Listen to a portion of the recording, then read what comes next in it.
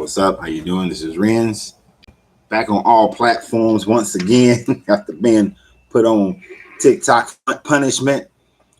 We're back to it's Tuesday, so Tuesday means what's wrong with the Bible. We are reading through each and every word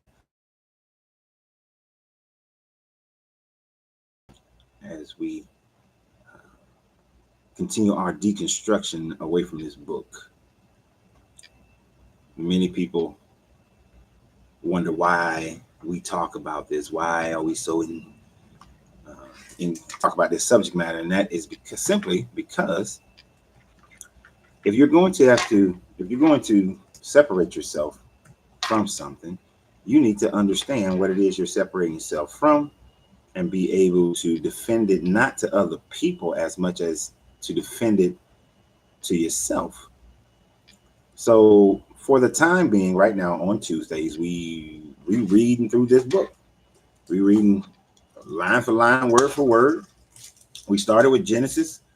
We're now in Leviticus and Leviticus 8. If you want to go back and see the old ones, go to my YouTube page go to my YouTube page. And on that YouTube page, you'll be able to, again, now microphone. My YouTube page was Why I Left Religion with Coach Renz, and you'll be able to see all the old ones on the playlist. Each one has its own playlist. Let's get these microphones plugged in. I ain't even plug this microphone in either. But we're gonna plug all the microphones in. But yeah, so you can see all the old ones on there. And that way you can catch up. Because then undoubtedly some people are gonna ask questions about. Hold on. Some people are going to ask questions about some of the old videos. And we have already covered those things. So I appreciate everybody for being here. The best way to support the channel is to share. Share. Sharing is caring. Can you hear me okay, Debbie? Sorry. I see Debbie, Michael. I just plugged that microphone in. I want to make sure it's working right. Y'all, of course, on Facebook, y'all let me know if the microphone goes out. The sound goes out, because that means I need to switch mics, because we only got an hour, and that changed life on these little mics. But yeah, we are back on Tuesday. Wednesdays, we have a conversation can be about almost anything. Actually, at the end of this, after we finish going through these two chapters, it's not going to be too long in it anyway. We have free conversation, open conversation. And I own a cigar lounge, so cigars it doesn't matter that I own a cigar lounge. I cannot even own a cigar lounge, and I would still smoke a cigar while I do my live. So I need to stop saying that, because that doesn't matter.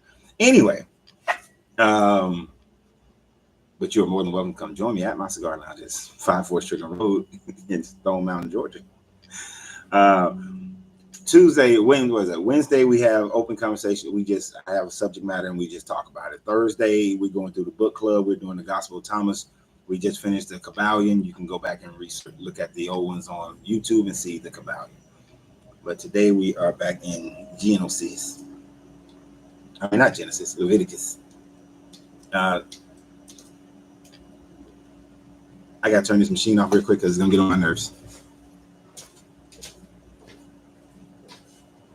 So y'all know it was it been boring to me. It has been boring to me the last few weeks. All we've been reading is sacrifice this and sacrifice that and build this and build that and keep building and build, and you got to have this and you got to wear that. All these different rules that this deity has spent about 4 or 5, no, well, see, we in 8 now. So about 6, 7 chapters on how to build his house and how y'all got to come to his house and all the animal sacrifice that he desires and all the blood that he desires. So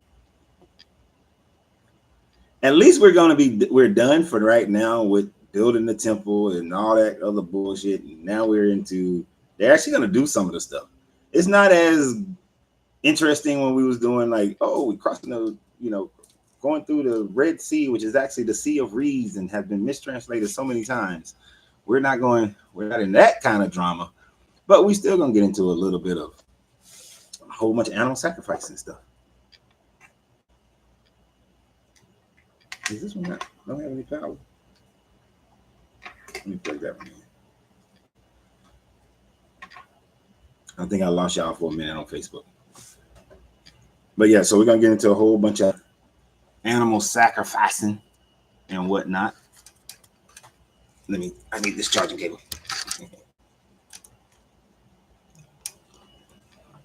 And you know, one of the things that's very disgusting and interesting is that animal sacrificing was not something that was created by the Hebrew people. This is something that the Sumerian people did. Yeah, I realized that microphone had went out. I thought I charged both of them last night, but I didn't. This animal sacrificing thing is something that was common amongst people back in the day, and still to some people today is still a common thing. So we're actually going to talk about them doing it, some of the historicity of it, and where it's not something that originated with these people. So like in pretty much all of Genesis, where it was a copy from somebody else's traditions, all this animal sacrificing and ordination is a copy from somebody else as well. I do try to answer people's questions as we go. This is relevant because one, we was challenged if we don't know this book, so we need to read it. So I thought it was a funny thing about 2 years ago when I did the first video. Second, as I've been doing it, it has become very helpful for those who have deconstructed from this book to actually see a lot of the more detailed things of why they should definitely have walked away from this book. Yeah, and well, some of the other ones we talked about where there are more than one deity in this book, especially when we was in Genesis. So we can get to the open conversations and we can actually break down some of these things. Let's go ahead and go through this book. It's going to take us about an hour to go through these 2 chapters, and then we'll have open conversations. But I like to read it word for word. That way you need to know. I mean, some people don't care, but it is always best the more you know about this book when you've walked away from it, especially if you're living in a more Christian Western country, because you need to be able to defend yourself, but also from other people. Because as you deconstruct, sometimes you have those feelings that, did I make a mistake? Am I on the right pathway? And so on and so forth.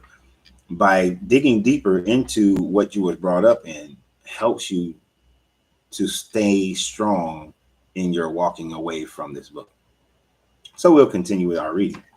The Lord said to Moses, bring Aaron and his sons. Now, of course, this is that nepotism because, and we went over in the previous weeks how Aaron was going to get he's definitely getting paid. So they had their own version of prosperity preaching and everything. So they already had that. But he says, bring Aaron and his sons, their garments, their anointing oil, the bull of the sin offering, the 2 rams, and the basket containing the bread made without yeast. Gather the entire assembly at the entrance of the tent of meetings. Moses did as the Lord commanded him and assembled the gathering at the entrance of the tent of meetings. Now we know this book is very repetitive as well. Moses said to the assembly, this is what the Lord has commanded to be done. Then Moses brought Aaron and his sons forward and washed them with water. He put the tunic on Aaron, tied the sash around him, clothed him with the robe, and put the ephod on him. He also fastened the ephod with a decorative waistband, which he tied around him. He placed the breastplate on him and put the Urim and Thummim on the breastplate. Now, remember, if you was with us before, Urim and Thummim are stones of divination, right? So when they talk about the fact that you're not supposed to do divination, when this book says you're not supposed to do that, most people won't catch the fact that the priest is wearing Urim and Thummim, which are divination tools. If you are unsure of what they were mainly used for, if you're unsure of a decision, then you which usually you have them in your pocket or you cast them, and whichever one you pull out your pocket or whichever one you cast, Urim or Thummim, then it tells you yes or no. You should go, do this or do that.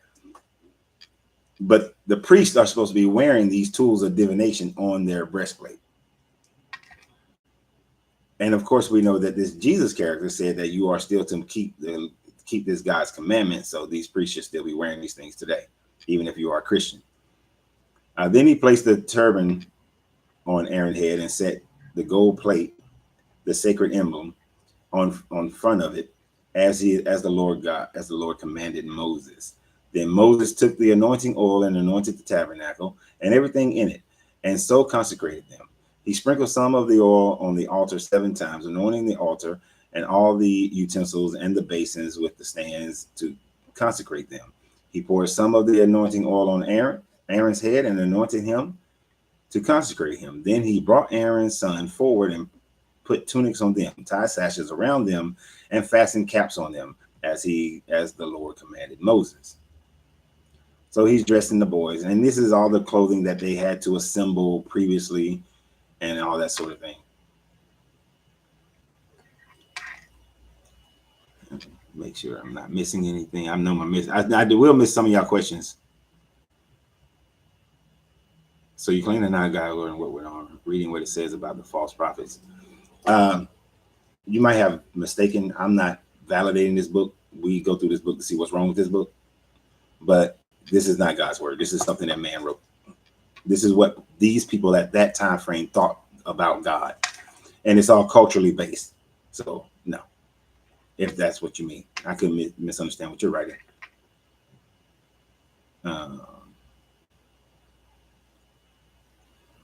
So he then presented the bull for the sin offering, and Aaron and his son laid their hands on the head of the bull. When you're in Sunday school, did you ever go through this? Did you ever read this part? Because I never recall them talking about slaughtering animals when I was a kid, right? You don't even really hear anything about this taught in churches. The interesting thing about it is that most people who claim this book don't know any of the things that I'm about to read. That you got Aaron and his sons patting this bull, got to put their hand on this bull's head, and probably like, good. Oh, this is just good bull, good little bull here. Yeah, oh, it's a good bull, And Moses is about to slit his throat, about to slaughter this bull, and then sprinkle some blood around. I don't recall any of that ever being taught in any church. I've never heard a sermon talked about it. I guarantee most Christians have never read this part. I guarantee most Christians or Jews have never read this part, or Muslims, because they're supposed to read this too. He then presented the bull for a sin offering, because something else got to take on your sins. People can't be responsible for themselves. And Aaron and his son laid their hands on the head. Moses slaughtered the bull and took some of the blood, and with his fingers he put it on all the horns of the altar to purify the altar. So people in the church are supposed to have bloodied up altars. He poured out the rest of the blood at the base of the altar. So in order for him to pour out the rest of the blood, what they do is they take a bowl and they put it where they cut at the neck, and they collect the bowl. They collect the blood as it pours out. So then you splash that blood on the altar. This is a blood cult. This is a blood cult, So this is some bullshit. Also, Barbara, your pastor talked about animal sacrificing in the church. Okay. That would be one. In the church, they would stay around the New Testament. Yeah, that most of the churches, that's what they do, is stay around the New Testament. Like I said, I've never heard it. Most people, and I said most people. So that's interesting that a pastor is talking about how they slaughtered animals for sacrifice. I'm sure. Would I be wrong in assuming that the sermon then went to how Jesus was the final sacrifice and we don't have to sacrifice animals no more? Because I have heard that. I've heard that part.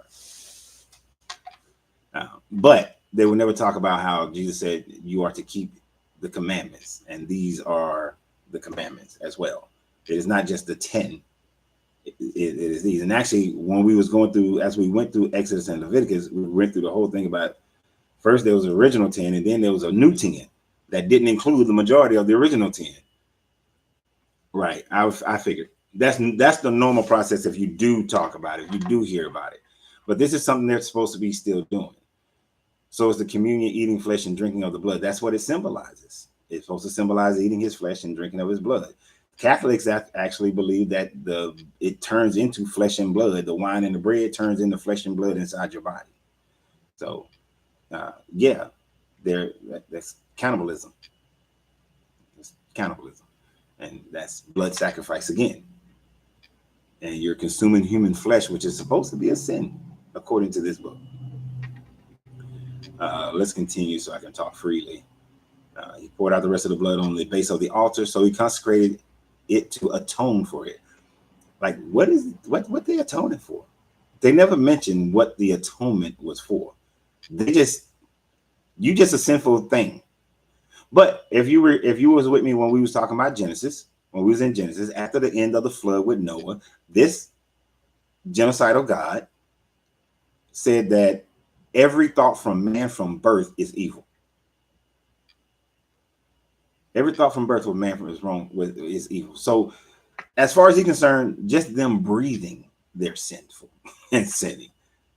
And if you don't believe me, go to Genesis, go to the end of the story of Noah. And when Noah gets off the boat, and in those passages right there is when he says that every thought of man from birth is evil.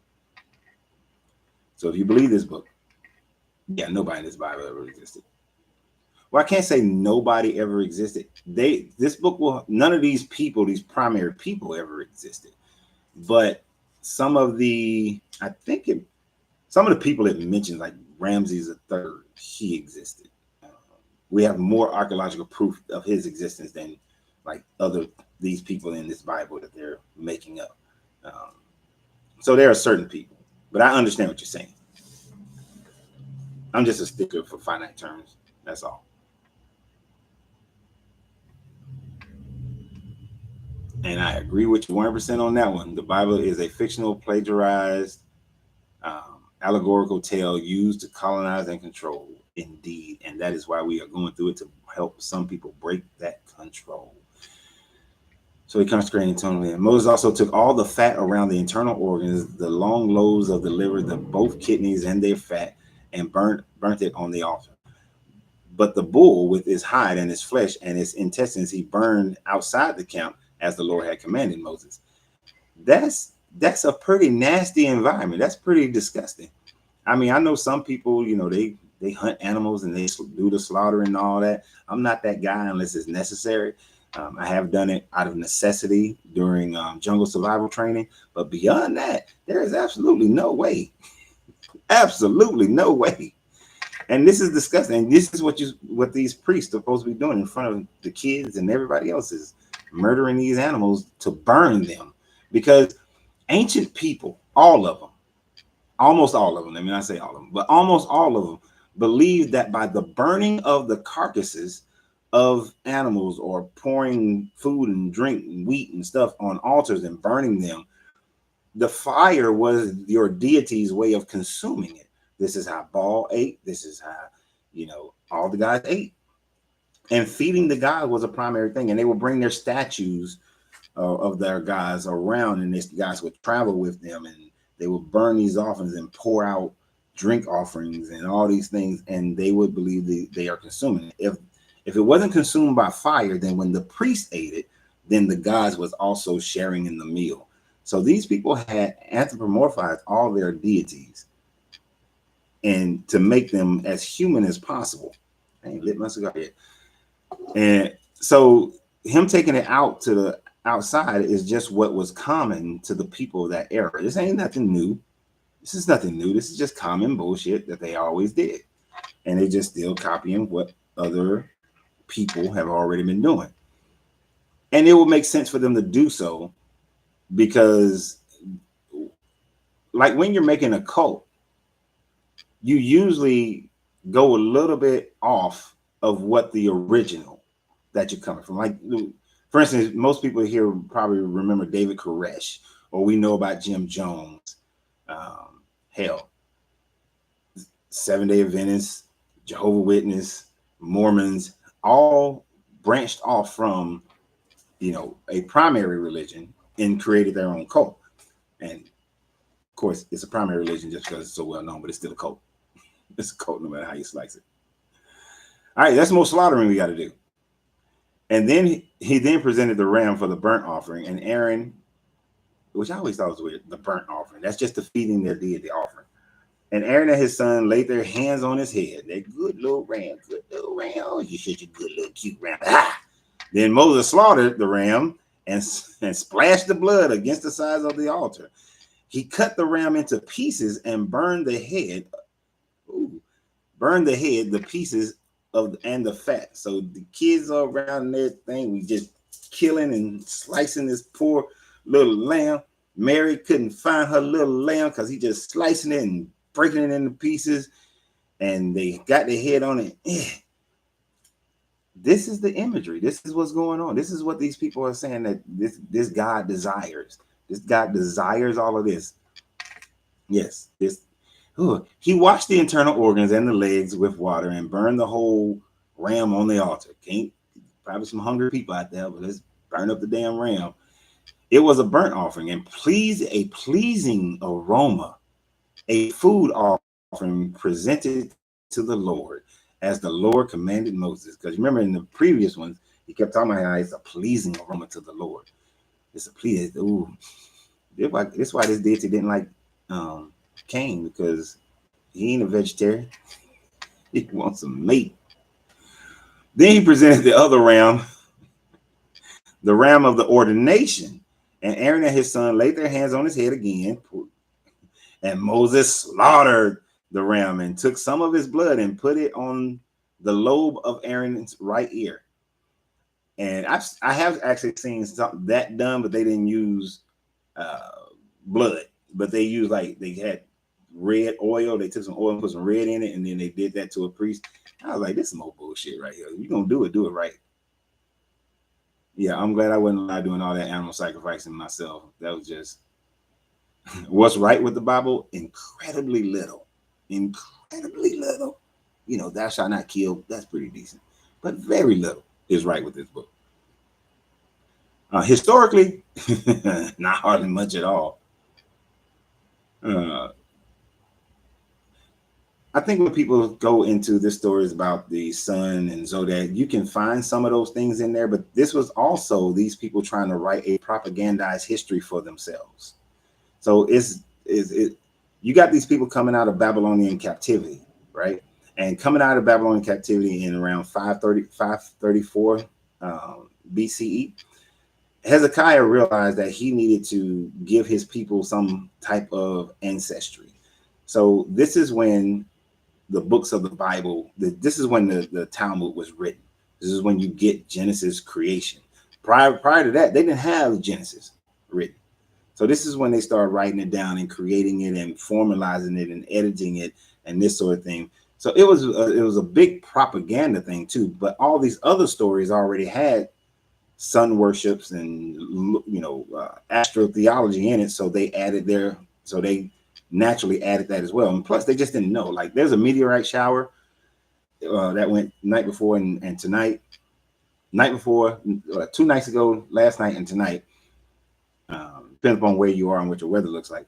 When those people saw that, and I was remarking this to my lady the other night when we saw a meteorite, and which was kind of cool because it was her first meteorite she ever seen in her life, and you know. But anyway, they would have thought that meant something, right?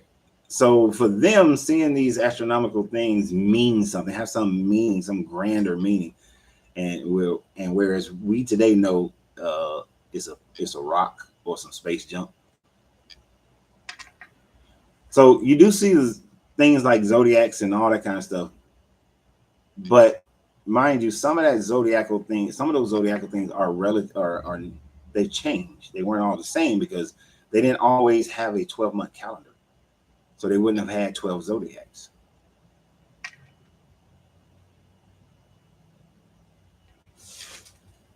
I'm black, an atheist, a high school graduate, ex-military. Ooh, now you ex-military. Did you get a dishonorable discharge, sir? Because you're former military. And more importantly, my intelligence is about average to the majority of Americans, especially in the black community. I'm dumbfounded. Oh shit. Oh shit. Oh, bro, you. That's a lot now. Where is it?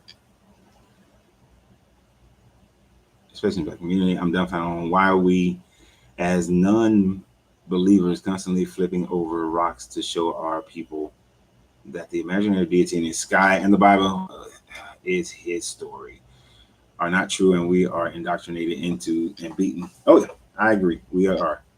No, you're not interrupting. It's not too much of an interruption. I do want to, because I don't want you to have to type things over and over again, waiting for me to look up or something like that.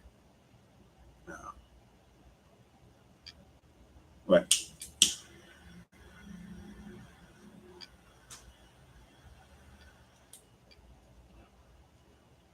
We need to light this cigar. I know that. All right. Where was I? The ram. He slaughtered the ram. Then he took the blood. Then he put some. Oh yeah. Then he put some of the blood on the lobes of Aaron's right ear, of their right ear, on the thumb of their right hand, and on the big toes of their right feet. Then he splashed the blood again against the side of the altar. So Aaron and them got blood on their right ear, so on their thumb, and on their, so they got blood all over them, blood of the animal all over them. And they ain't done putting blood on it. And then some of the bullshit they're gonna tell Aaron and the sons in a minute is crazy.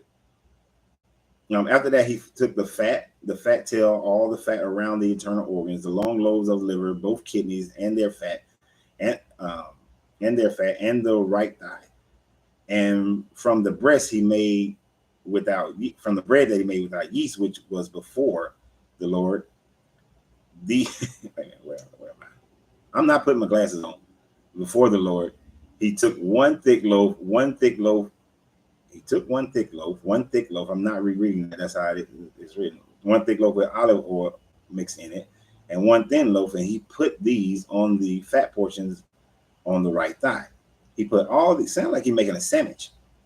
He put all these in the hands of Aaron and his sons, and they waved them before the Lord as a wave offering. So they had some terrible towels.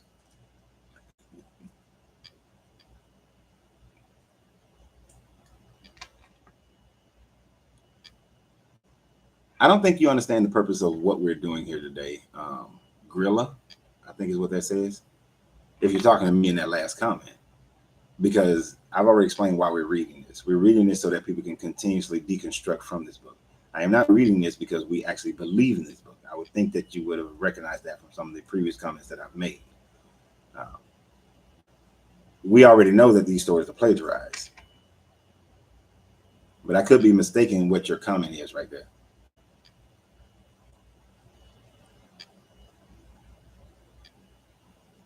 So they waving this meat and bread in there, like they got terrible towels from Pittsburgh Steelers.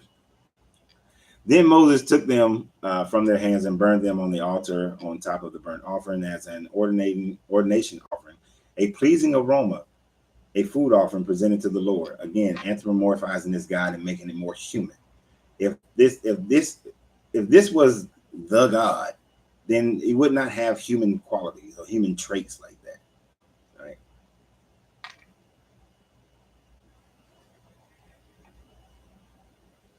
Moses also took the breast, which was his share of the ordination ram, and waved it before the Lord as a wave offering, as the Lord had commanded. So here you got this nepotism family sitting up here waving and all, like letting them know we in charge of you, motherfuckers. We want to let y'all know we got God on our side. Y'all do anything, we'll smite the shit out of you. I already done smited about 3,000 y'all jokers when I came down from this mountain. I was gone for 40 days. Don't make me slap you with this wet, bloody breast meat. Then Moses took some of the anointing oil and some of the blood from the altar and sprinkled them on Aaron and his garments and his son and their garment. So he consecrated Aaron and his garments and his son and their garments. So that's nasty as well. You sprinkling blood on people. And of course, if they ever, like when they show you these little Moses movies and all these kind of stuff, they never show that kind of stuff, do they? They never show that.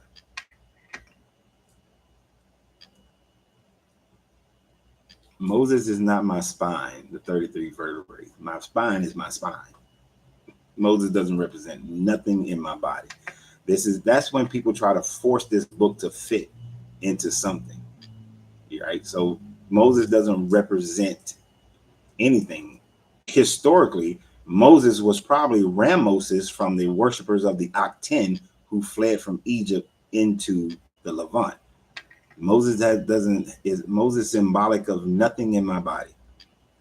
When Moses said to Aaron and his son, cook the meat at the entrance of the tent of meetings and eat it there with the bread from the blanket or from the basket of ordination offering, as I command. Aaron and his sons are to eat it. They burn up the rest of the meat and the bread. Do not leave the entrance. Now listen to this, and I want y'all to think about it. Do not leave the entrance to the tent of meetings for 7 days until the days of your ordination are complete, for your ordination will last 7 days. What has been done today was commanded by the Lord to make atonement for you. So for 7 days, they are to sit in front of the tent of meetings, at the entrance in the tent of meetings. And he says, do not leave, period, for 7 days. And y'all know what I'm about to say. So if you came near them, let's say it's by day 4. They've been shitting, pissing, and sleeping at the entrance of the tent meeting. See, this is where things like this don't make sense, because I don't think the writers, when they was writing it, actually considered what the activities of people that would make sense for this to work. Right? You're going to tell somebody you have to stand in the entrance, stay in the entrance for 7 days. It sounds good, a commitment.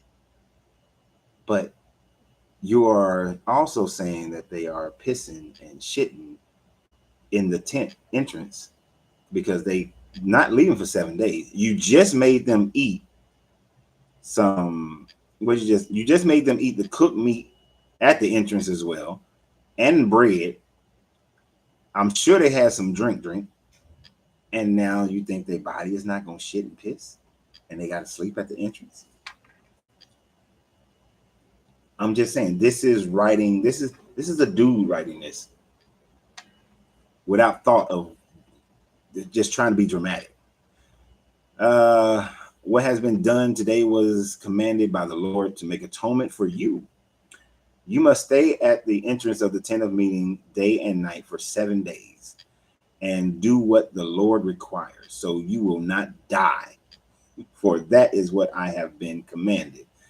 So this genocidal maniac deity is saying that if you went through your consecration, you got the blood sprinkles, you killed all the animals and all that stuff, even though we're not done killing some animals, but we're not killed all these animals. But if you leave from the entrance of the tent of meetings, meaning you can't leave or go over there to take a piss or to go over there and take a shit. But if you leave, he gonna kill you. It's not what I said. This book says it, so that you will not die. For that is what I have made command. And so Aaron and his son did everything the Lord commanded them through Moses. Well, hell, these people like to say that they choose this religion because God loves, but the evident right there, the love is purely fear-based. It is purely fear-based. Aaron, I'm gonna anoint you. I'm gonna kill some goats and some rams and put some blood on your ear. Oh, I'm gonna burn you some food, some nice clothes with a whole bunch of jewels and stuff on them too. Yeah, what? Are you my dude? You know, I know you built the calf and everything. I get it. People pressure on you and all that kind of stuff. But then we killed a whole bunch of people. All right. So now, yeah, we good. But leave the interest of that damn door and see what happened to you. Leave and eat the meat. Eat the meat, Aaron. Turn the Ike Turner on me. Turn the Ike Turner. That's what this deity reminds me of. He like Ike Turner sometimes. Oh, I'm gonna be nice. That's why we all had to be the lovely Tina Turner. Her passing hurt me. and whoop Ike's ass. Chapter 9. I say, nobody better not show up. Sometimes these people see my car outside and think that they can walk into the cigar lounge knowing that we don't open till noon. All right. On the 8th day, Moses summoned Aaron and his son and the elders of Israel. He said to Aaron, take a bull calf for your sin offering. Got to kill some more stuff. And a ram for your burnt offering, both without defect, and present them before the Lord. How do you know the thing didn't have some kind of internal defect? See, they can only go by external defects. You know, they can't tell if it has some other issue going on with it, but they always make it a point without defects. You gotta have a perfect one. Can't get God no jacked up stuff. This is also a way to manipulate people's minds into making them think that anytime they give to their God, their pastor, their church, or whatever, that it has to be their best. Bring your best offering, because they'll reference things like Aaron brought offering that was without defect. Now, most of the time they won't say Aaron brought a ram or a bull or anything without defect. He would just say brought an offering without defect. I want you to think about the animal sacrifice. So they'll utilize this in order to convince you to bring your best offering. Imagine the flies around them. Yeah, they had a stink. But this is one of those things that they will use to try to get more money out of people. But we move on. So bring an animal without defects, present it to the Lord. Then say to the Israelite, take a male goat for a sin offering, a calf, and a lamb, both a year old without defect. Let's kill the babies for a burnt offering, and an ox, and a ram, and a fellowship offering, a sacrifice before the Lord, together with the grain offering mixed with olive oil. For today the Lord will appear to you. The Lord's going to appear to them, y'all. But first, they got to kill a whole bunch of animals. A whole lot of them. And think about it. He said, then say to the Israelites, take a male goat and all these other, the baby lambs and all this. Mind you, they're supposed to be estimated around 1.5 to 2 million people are out in this wilderness. And they about to massacre all these animals. They can create their own blood river with the amount of animal sacrifice they're about to have. They took the things Moses commanded to the front of the tent of meetings, and the entire assembly came near and stood before the Lord. Then Moses said, this is what the Lord has commanded you to do, so that the glory of the Lord may appear. So you got to kill a whole bunch of animals for the glory of the Lord to appear. Moses said to Aaron, come to the altar and sacrifice your sin offering and your burnt offering, and make atonement for yourself and the people. Sacrifice the offering that is for the people, and make atonement for them, as the Lord commanded. So they got a parade of people bringing and killing their animals right there at the one spot. This is why I say a river of blood would be created. So Aaron came to the altar and slaughtered the calf as a sin offering for himself. His sons brought the blood to him, and he dipped his fingers into the blood and put it on the horns of the altar. The rest of the blood he poured out at the base of the altar.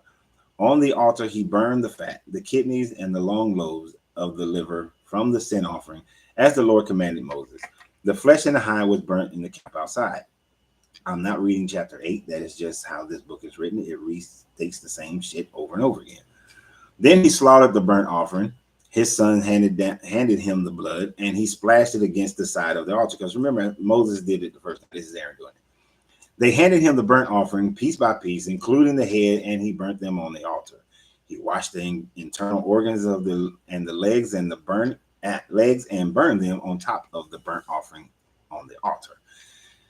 Whole lot of killing. Aaron then brought the offerings that was for the people. He took the goat for the people's sin offering and slaughtered it and offered it for a sin offering, as he did with the first one. He brought the burnt offerings and offered it in the prescribed way. He also brought the grain offering and took a handful of it and burnt it on the altar in addition to the morning's burnt offering. So at least they put a little grain on it. This guy he ain't all Atkins diet. This guy's not all acclaimed. He got a couple of vegetables in there, a little bit of grain, you know, just a little bit. But this God is pretty much on the Atkins diet. Where am I? In the morning, ready to go. He slaughtered the oxen and the ram as a fellowship offering. Remember, they got a burnt offering, a fellowship offering, a sin offering, an ordination offering. And this is a whole lot of damn offerings. I'm telling y'all, don't be mad at them coaching people when y'all go to their church and they got like 7 different offerings. They on point. Ram as a fellowship offering for the people. His sons handed him the blood and he splashed it against the side of the altar. But the fat portions of the oxen and the ram, the fat tail, the layer of, hey, I'm sorry. So there's a Caribbean restaurant just opened like a couple doors down from it. So these jokers have been talking about oxtails lately. And I go in on them. Why y'all call it oxtail? Why y'all call it oxtail? Maybe it's from the Bible because the Bible always got some ox. And black people got all into this because there were no ox in America. There were no oxen running around in Africa. So our ancestors would not have been like, why would they call it oxtail? It's cowtail. But they call it oxtail. Maybe from this book is why they call it oxtail.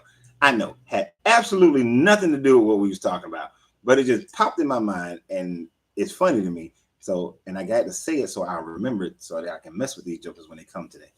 But back to this. The fat tail, the layer of fat, the kidney, and the long lobes of the liver. These they laid on the breast, and then Aaron burnt the fat of the altar, burnt the fat on the altar. Aaron waved the breastplate, waved the breast in and the right thigh before the Lord, as a wave offering, as Moses commanded. Got his terrible towel up there. We almost done with this one. Then Aaron lifted up his hands towards the people and blessed them. And having sacrificed the sin offering, the burnt offering, and the fellowship offering, he stepped down. Moses and Aaron then went into the tent of meeting, where they came out. When they came out, they blessed the people, and the glory of the Lord appeared to all the people. Fire came out from the presence of the Lord and consumed the burnt offering and the fat portions on the altar. And when all the people saw it, they shouted for joy and fell face down. That sounds like some bullshit. So basically they went into the tent to prep the magic trick so that the fire would blow out and burn up all the little sacrifices that they had been doing. And then the people fell face down. Sound like Moses came. He came back and he had a blowtorch. The fire of the Lord. And the glory of the Lord is fire that came out from the presence of the Lord. So what was the presence of the Lord? Like fire came out of it. So it wasn't the fire. It was, so what did the presence of this Lord look like? Was it a person? Was it like an energy field? But they've always said nobody has seen God. And when most of the time people think about that, nobody has seen God, they're thinking about seeing the God and God looking like a person, like us, because they, you know, this book says we were made in his image. So we look at ourselves and so it was like a person. So did the personal image of this deity walk out and then emitted a fire that consumed all the offering? Because when you read it, the way it's written, the glory of the Lord appeared to all the people. Well, what is that glory? Y'all gonna make me look it up. Let me look it up. Let me hear what the Christians say it is.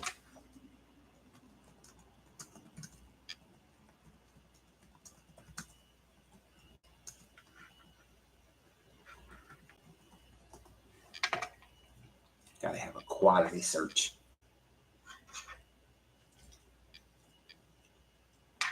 But is this supposed to be? It was like being in the South in August. It was very, I'm in the South and I agree, it's very hot and it's supposed to rain tomorrow and hopefully cool things down. So But knowing Atlanta, it ain't gonna. It's not. Atlanta's so damn schizophrenic.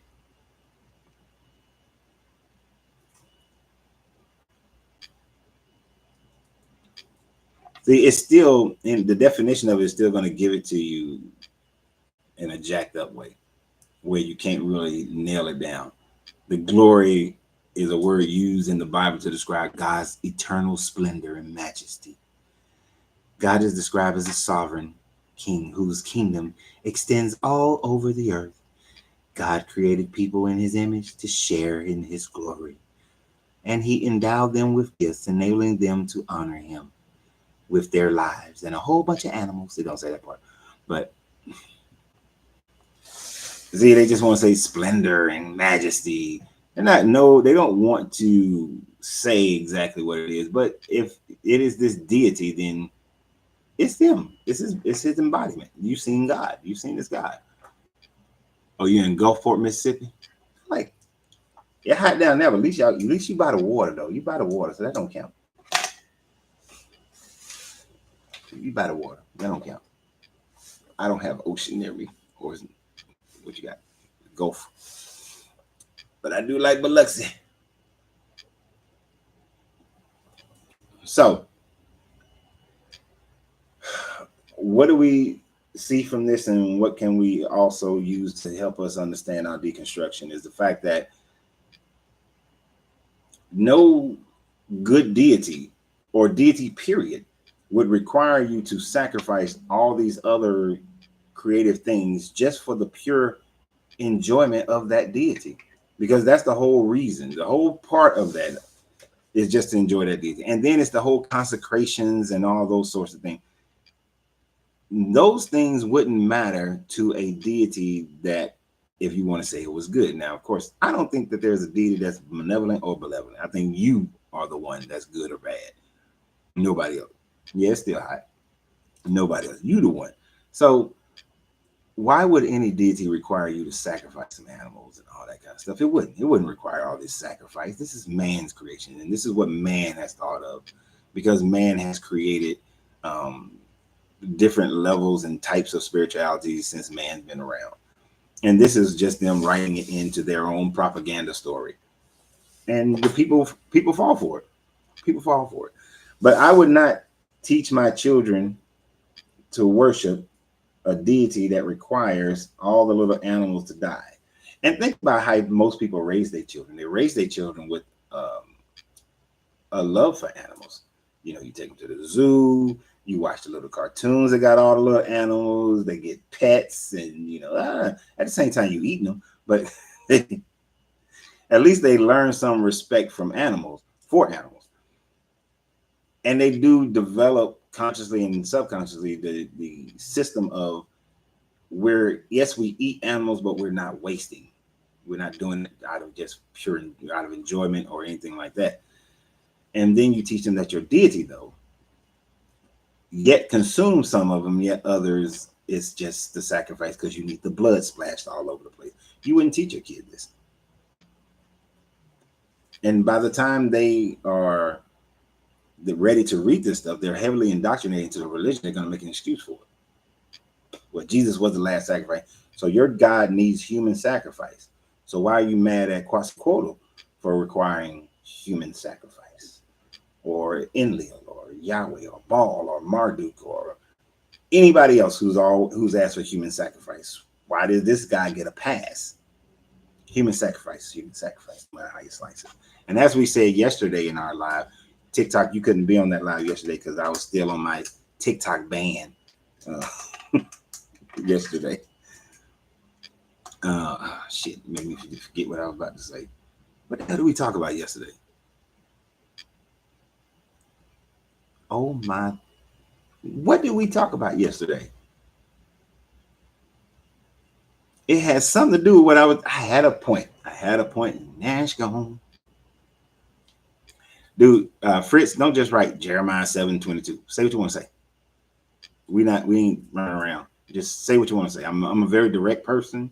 Don't take it as being me being rude, but just say what you want to say instead of just, because I'm not gonna go look it up. Say what you want to say.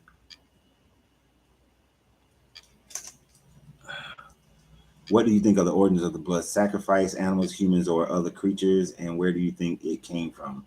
Do you think it's still relevant today? Well, I can tell you, I don't think that animal sacrifices are relevant today at all. I can go ahead and I'm answering you backwards. I know. I don't think it's relevant in any form or fashion. Uh,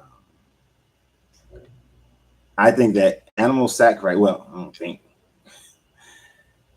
Animal sacrifices started with those first hunter gatherers. Those first hunter gatherers from, I'm talking like 100,000 years ago or plus, where they would sacrifice an animal and they believed that the animal contained a spirit. And so they would give honor to the spirit of the animal and thanks and gratitude to the spirit of the animal because that was how they were going to survive. You know, without following the herd, then they don't know. They don't know if they'll survive or not. So they gave thanks to it. So it started out as a gratitude thing for what they consumed, and they used to use as much of the animal as possible. But as we began to become more civilized, and we started having trades outside of hunter gatherers and living in towns and in tents in towns and cities and that sort of thing, then it got more into, oh, this God requires animal sacrifice. This God needs to eat. But also, if you went with the Sumerian story, the gods was living with the people, and so they did actually eat. Because if the Anunnaki were actual beings, corporal beings, then they would have eaten. And so if they are eating, then it was also a common thing to feed the gods. Now, once the gods left, they began to say, let's feed the statues. So it got different time frames where it kind of went back and forth, but it's not relevant at all. Not in today's world. There's no relevance to animal sacrifice. Give thanks to an animal that you are consuming because it died for you to be able to live. I can understand the appreciation of that. I do the same thing for vegetables. I don't pray, but I'm grateful for the vegetation and that I get to eat. And when I eat meat, the meat that I get to eat. So God never commands sacrifice coming out of Egypt. Dude, that's what we read. He just commanded sacrifice and they just left Egypt in Leviticus. What are you talking about? Wait. Is that what you're saying that Jeremiah 7:22 is saying? Or are you saying that the Leviticus God and the Jeremiah God are two different guys? You see how that's a contradiction that don't make sense? You saying yeah. So who were they making the sacrifices to in Leviticus? Who they just do all that sacrificing to ordain Aaron? What God? I do actually have an answer for you. But what God? I'm curious. I gotta know now. And you're gonna make me go look at Jeremiah 2. God damn it. I don't like doing that because you do it one time, then people want you to do it all the time. Come on, God. What God was it in Leviticus and what God is it in Jeremiah?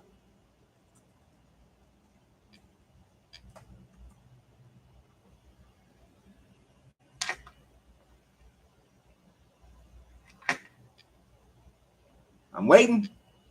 We're waiting. Because we won't know. Because, I mean, you're saying that Moses then was worshiping a different God than Jeremiah. What was going on with Jeremiah?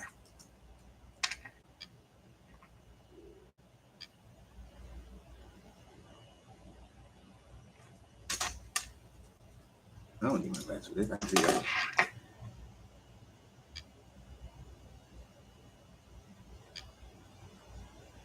But when I brought your ancestors out of Egypt and spoke to them, I did not just give them commands about burnt offerings and sacrifice, but I gave them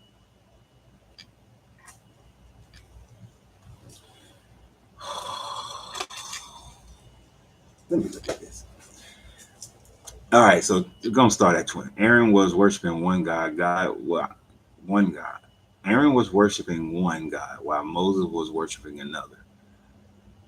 Moses is the one who anointed Aaron. And what makes you say that Aaron was worshiping another God? Just because he built the calf for the people? No. Aaron and them got squared away by a whole bunch of them getting killed. So, but hold on. Because he said that animals, that sacrifice wasn't, that this guy outlawed it. This is what the Lord God Almighty, the God of Israel, says. Go ahead, add your burnt offerings to your other sacrifices, and eat the meat yourselves. For when I brought your ancestors out of Egypt and spoke to them, I did not just give them commands about burnt offerings and sacrifices, but I gave them this command: obey me, and I will be your God, and you will be my people. Walk in obedience to all I command, that I may go well with you. But they did not listen or pay attention. Instead, they followed the stubborn inclinations of their evil hearts. They went backwards and not forward. For the time of your ancestors left Egypt until now, day after day, again and again, I sent you my servants and prophets, but you did not listen to me or pay attention. They were stiff-necked and did more evil than their ancestors. Now, here's the thing, dude. This is what you're not understanding. I understand that he did the thing about the calf, but that was because he was at the behest of the people. But that's not what Jeremiah 22 is saying. It is not saying that he did not give them commandments to do animal sacrifices. He did say that. He said, I did give them, he said, I did not just give them the commands about burnt offerings. That means that I didn't just give them that, meaning that he did give it. But I also told him to be obedient. So he did give them the command for all this animal sacrifice. I know it's unpleasant to think about this deity wanting animal sacrifices, but he did it. He did say that.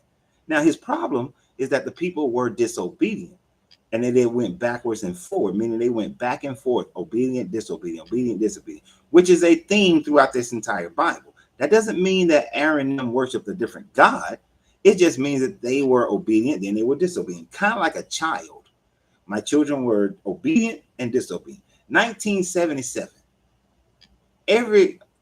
My boy, when I tell you, I told up, I was an ass to my mother and my grandparents. I was horrible. But 1975 and 76, I was amazing. I was great. And in 78, I was great. But in 79, I had a good old time. This is what he's talking about. They're going back and forth. Come on, man. Work with me now, bro. And don't try to kick Aaron to the curb, because this God said that Aaron and his sons will be his priests in perpetuity for all times. You can't all of a sudden want to take that away.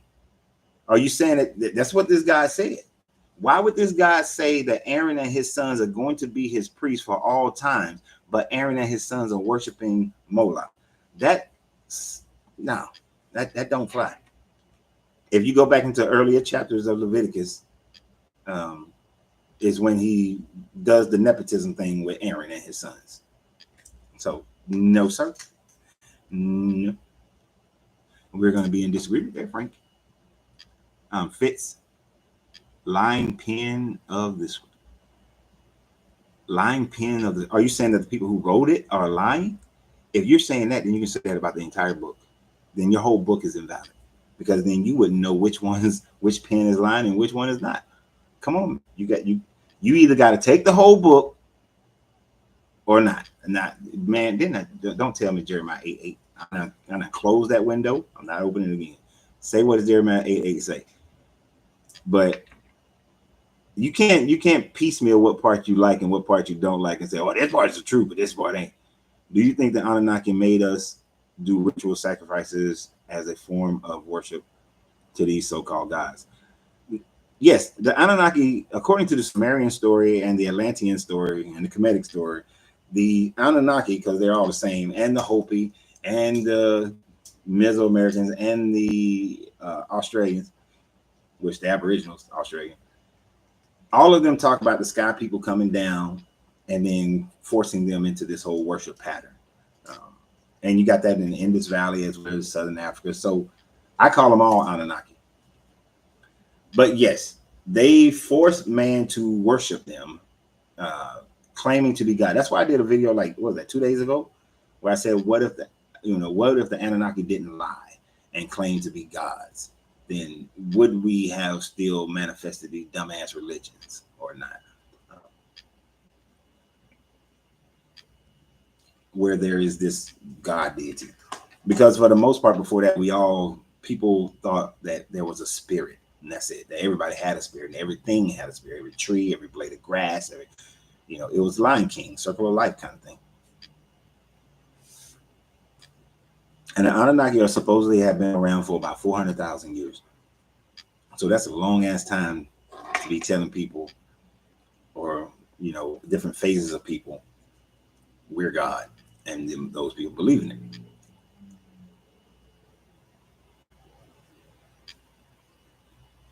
Yes, sir. I do rock my Ankh as a reminder of the symbol of the balance between the masculine and the feminine and the law of generation.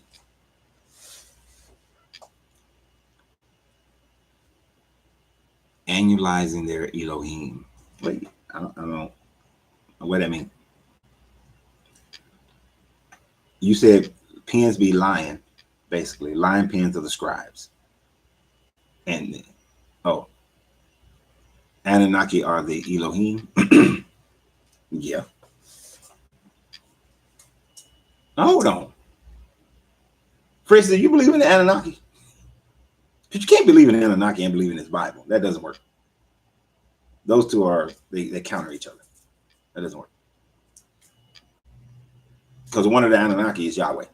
Enlil is Yahweh. And then they switch back and forth. There's some other deities in there. Anunnaki who is in there as well. Are you that cool guitar player from Frankie Beverly and Maze?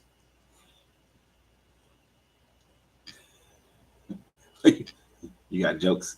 You got jokes, Grilla. You got jokes. Actually, I am going to learn how to play the guitar. That's one of my things. I'm going to go visit my lady's dad. I'm going to swipe his guitar that he's not using. No, it's an uncle's guitar. I'm going to swipe his guitar because he's giving it away. And I'm going to learn how to play guitar. And then I'm going to kill that fly that just flew right here. I ain't going to kill him. I'm going to smoke him out. Get him over by the door and push him out the door.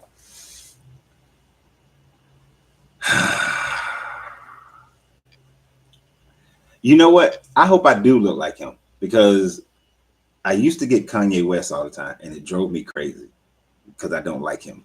I didn't like him before everybody else didn't like him. I didn't like him when everybody liked him. I already didn't like him. I didn't like him from day one. There was nothing about him that I liked. So I used to hate that. Why do I wear a country hat? Because I love them. I like all my hats. I like my fedoras, but I like my cowboy hats.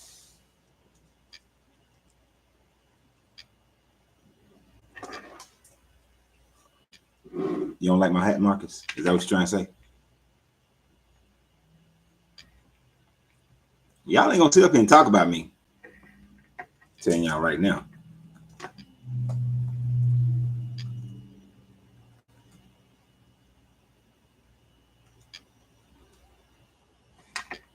Frankie Beverly guitar player images.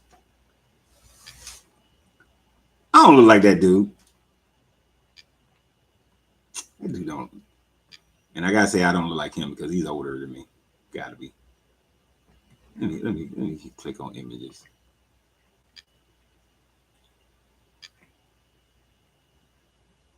No, I don't see it. Wait a minute. Hold on. Am I looking at the right person?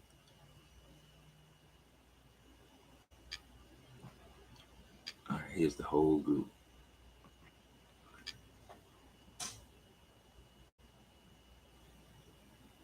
There's a dude right there that might be. Is he the guitar player? Yes, he is.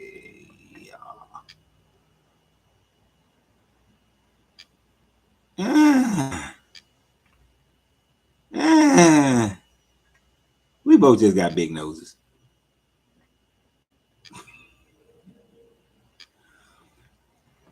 We both just got big noses.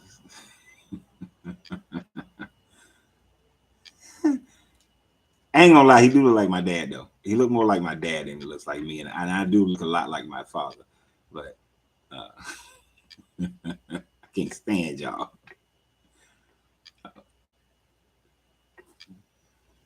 I can't stand y'all sometimes. Sometimes y'all make me sick.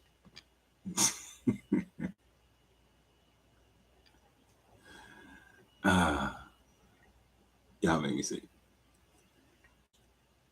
No, I just like the cowboy hat style, man.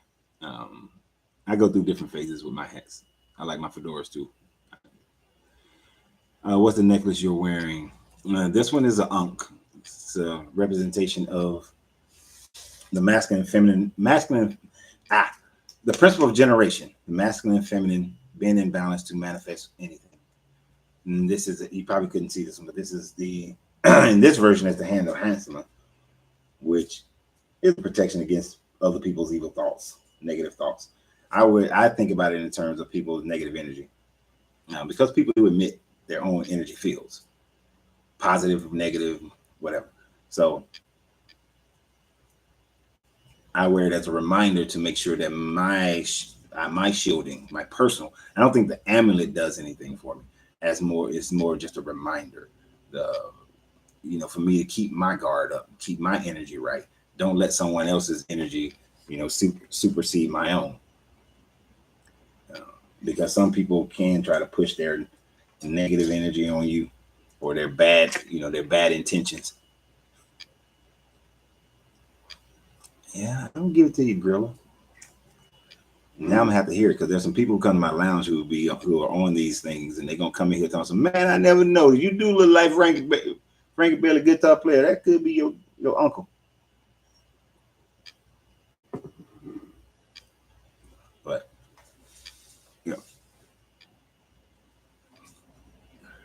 so if you ever hear me talking about different things like the necklace, this necklace, or sigils, or chalk circles, or any kind of magically themed kind of thing, I am don't ever take it as me saying, thank you,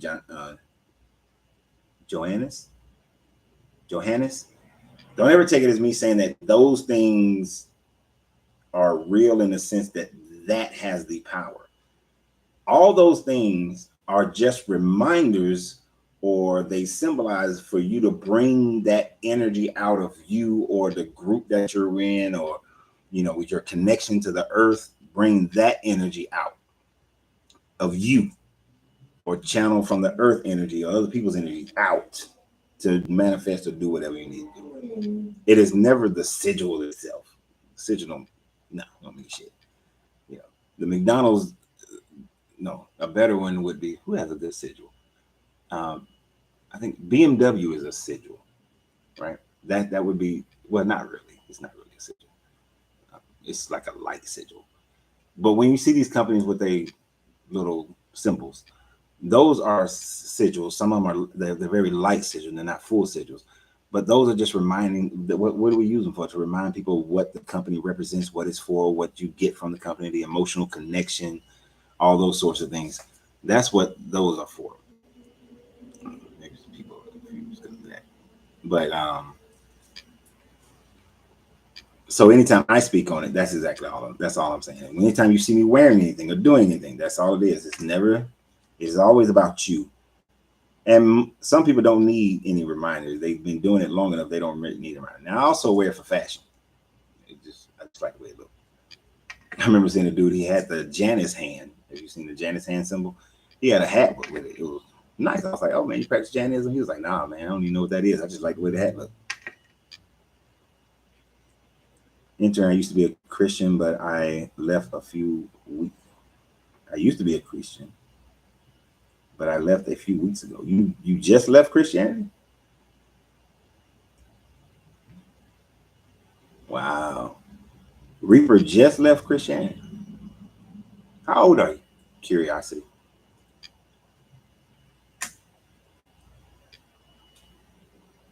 Oh yeah. I did a video about that long time ago, like 8 years ago. I don't even know what the hell I talked about. I know I did focus on Starbucks because, as y'all know, I love coffee. The Starbucks mermaid symbol, first they took, that was a mermaid from the African version of a mermaid. And I did I had researched it and broke it all down. It was a great video in my opinion. But yeah, a lot of these companies use those things in order to, to keep your attention, cap your attention, name recognition, place recognition, create an emotional response. And I know in that video, I talked about how it's this show, I don't know what it plays on, it's called The Magicians. And it's about these kids who they find out magic is real and they go to this magic school and all this kind of stuff. To me, is way better than that Harry Potter bullshit. I don't like the Harry Potter series, by the way. But I do like magic. I do like the concept of more realistic kind of magic. But anyway, in it, they get to a point where all the magic in the universe is gone, right? And then all these companies start failing because these companies have been putting wards up and doing magical incantations, which was causing them to be successful. And so like world economies was crashing and shit. It was great. I thought it was pretty cool. Oh hell no sir, y'all. We are all upset with Donald because now he's sending me this bullshit message. I'm sorry I missed you yesterday. I will be back soon. I just didn't have enough time to get over there. So Donald hits me up early yesterday morning, y'all. Early, he hit me up. Hey man, how far away is it from the airport to the cigar lounge? Tell me it's depending on traffic, it's 25 minutes.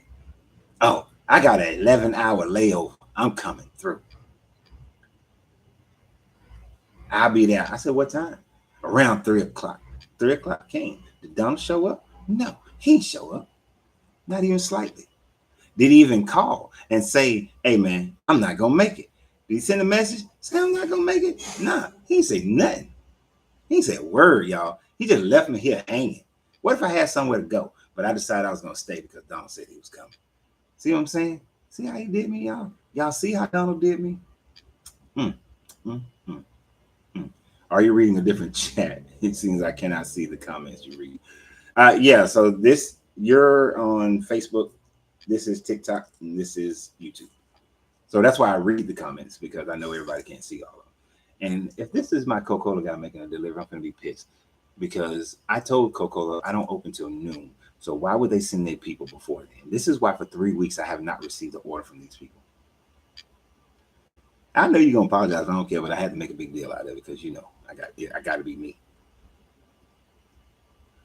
Yeah, logos are a nice way of saying sigil, because that's what a sigil winds up becoming. It becomes your logo for a manifestation that you wanted to create. I actually did a video on how to make a sigil, but but logos is like a more picturesque form of it. Basic sigils are letters, a combination of letters combined into one image.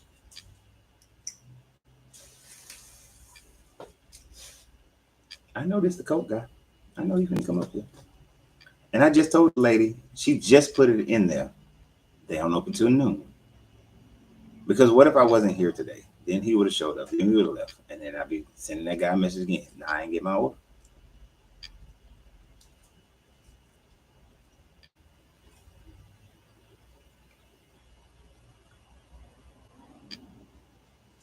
Why is the pyramids? Thank you. Let's get to another subject. Why is the pyramids with the all-seeing eye used often in logos? What's your opinion of that? Hold on for a second.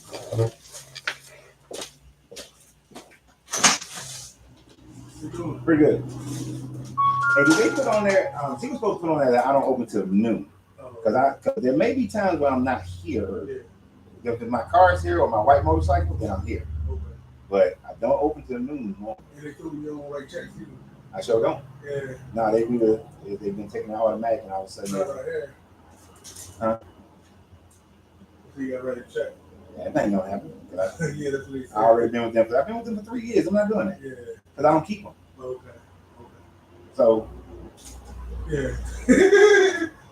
Yes, sir. All right. Yeah, man. I'm tired of Coco. I'm not tired of. I'm gonna get rid of their asses. They get on my nerves. Ain't had a problem with them. I'm not tired of them. Pyramids. All right, so the first easiest explanation for why you see pyramids, the eye on logos is masonry.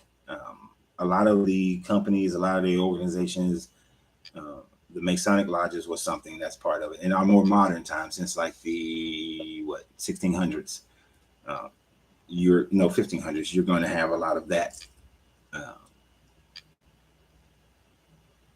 Because they are just letting other Masons know that this is like, hey, we here kind of deal. And Masonry actually uses the all-seeing eye because original Masonry goes back to Kemet. It doesn't come from England. It doesn't come from the Bible either. Original Masonry talked about the pyramids, not so much the Solomon's Temple. So that's where you see it initially. That's one of the reasons why you see it. But it also comes from people recognizing what the third eye. The third eye has always been something. Different cultures, different ways, has always been something about the third eye. And then, of course, Egyptian hieroglyphics were popularized more so than anything else to the Western world. So that's the other reason why you're going to see it identified as that. If you go to India and to Southwest Asia, you don't see pyramids with all-seeing eyes. You'll get the little red dot, or you'll get an actual a regular looking eye, up there. Kind of like how Prince was wearing them glasses with the thing and eye up there. You'll get it, but it'll just be a regular eye. Hold on, Coca-Cola man back. Yeah, you know, my boss wants to talk to you on that. Okay. Oh, Chris.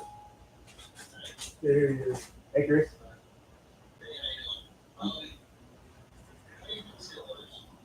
How do I what? Doug. Doug calls or I respond to his emails.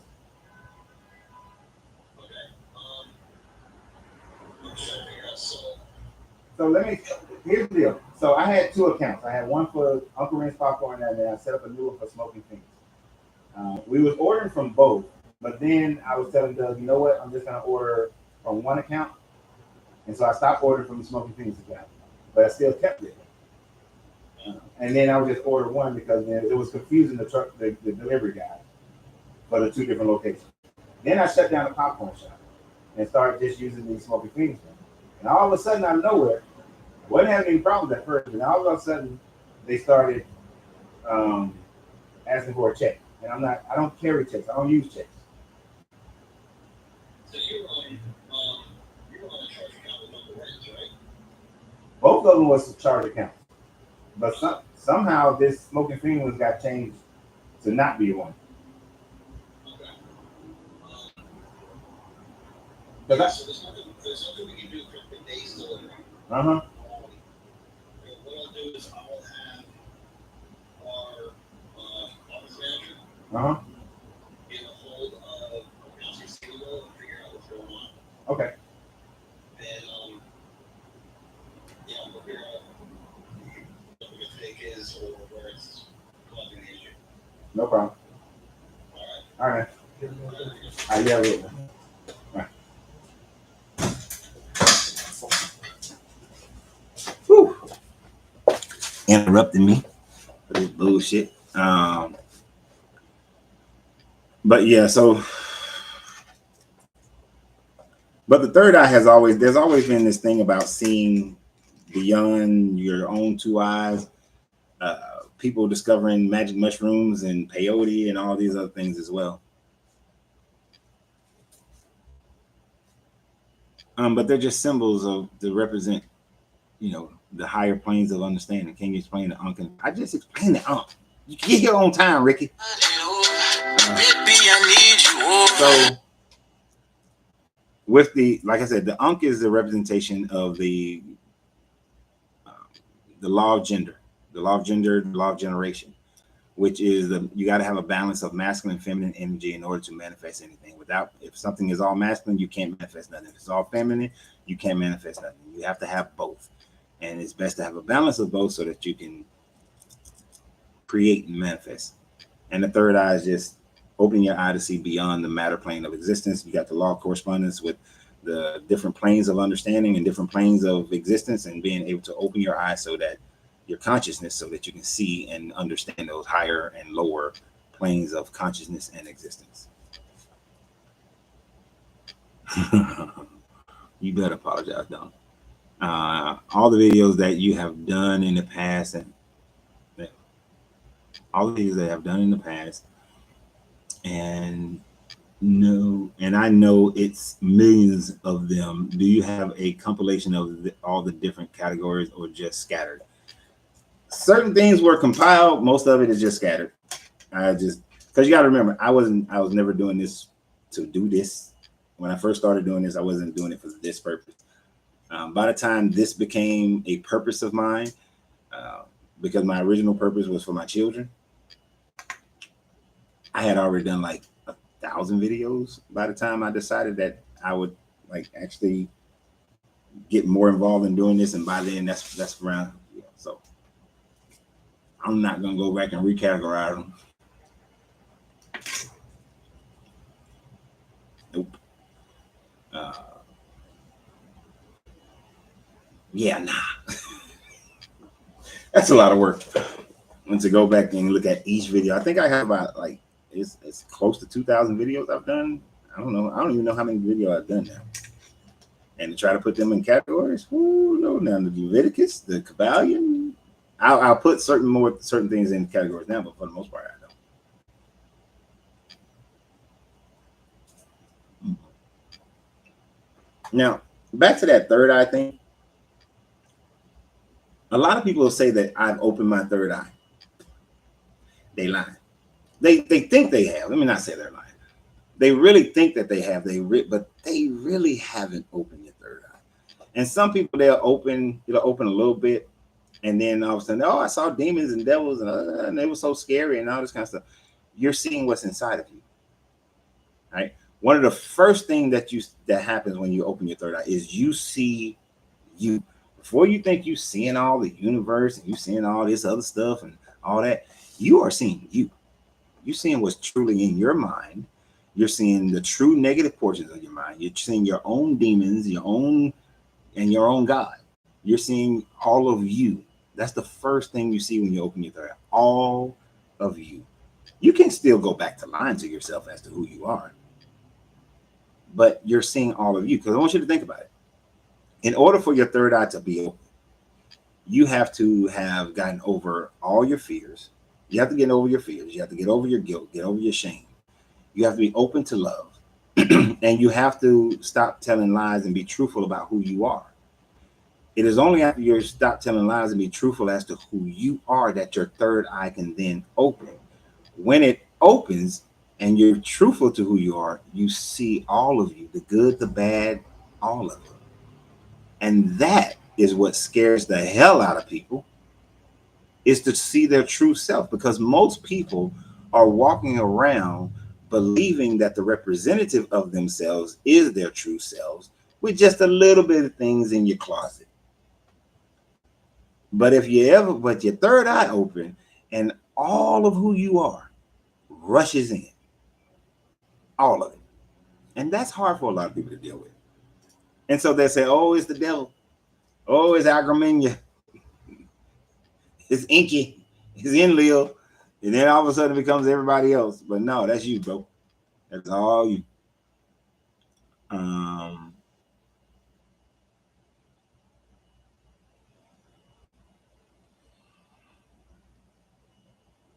If I can find you can find somebody who will help me do that, who be willing to put them all in categories. Sure. If you can find somebody who's willing to go in there and put them all in categories, I'll let them go in there and put them all in categories. And then I'll continue thereafter to put anything new in categories. But I'm not paying them. I'm telling you right now, I'm not paying them because it's not something that I really care to do. It has to be a labor of love.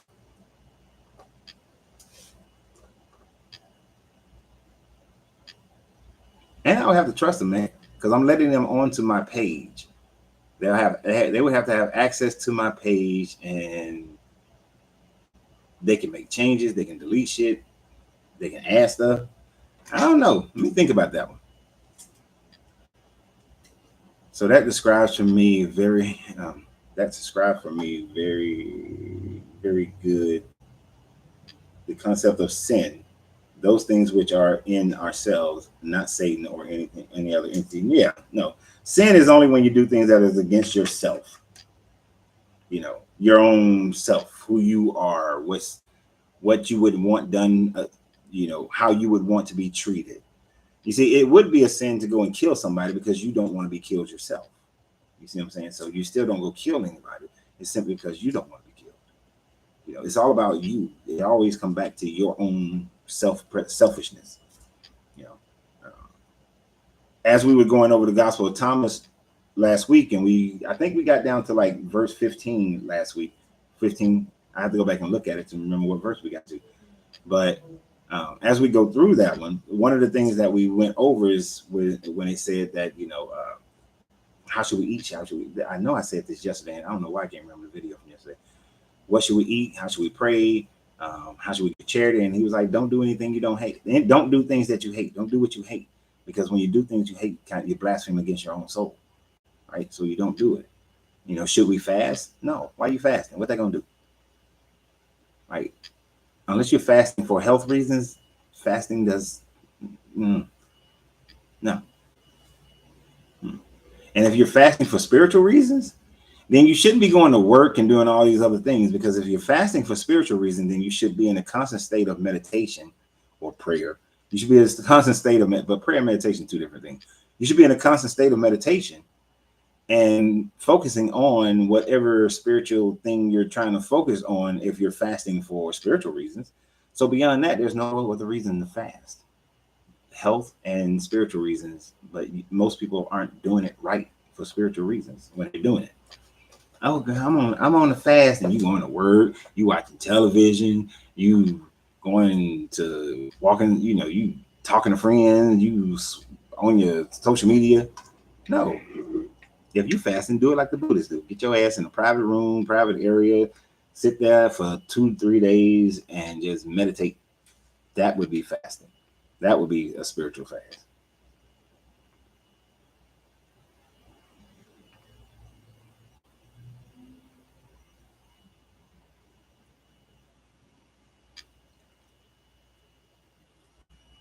Let me know, though.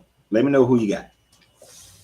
But yeah, so I wouldn't do any of those things. So, but yes, it is all about you. It's about you. You are the only person that is your judge, jury, and executioner. That's it.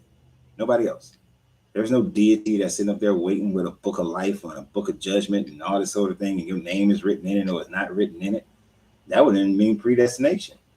And I know my life is not predestined. I make some, because I can make a decision today to change my life, to go and do something that's complete. I can shut this shit down today, or I can keep it. I can take my car and that man is walking, and who is that? Is that Ben? Ben is walking in front of my car. I can get in my car right now and run Ben over and change the direction of my life. Or I can sit in here like I am, just let Ben have his and walk across the parking lot. Can you explain the difference between meditation and prayer? Prayer is begging, first of all. Prayer is begging for something outside yourself to do something for you or to illuminate you. Meditation is you going within yourself to manifest whatever it is, or to find illumination. And that's the main difference. Is prayer is outside of you, meditation is inside of you. Prayer is begging, meditation is commanding.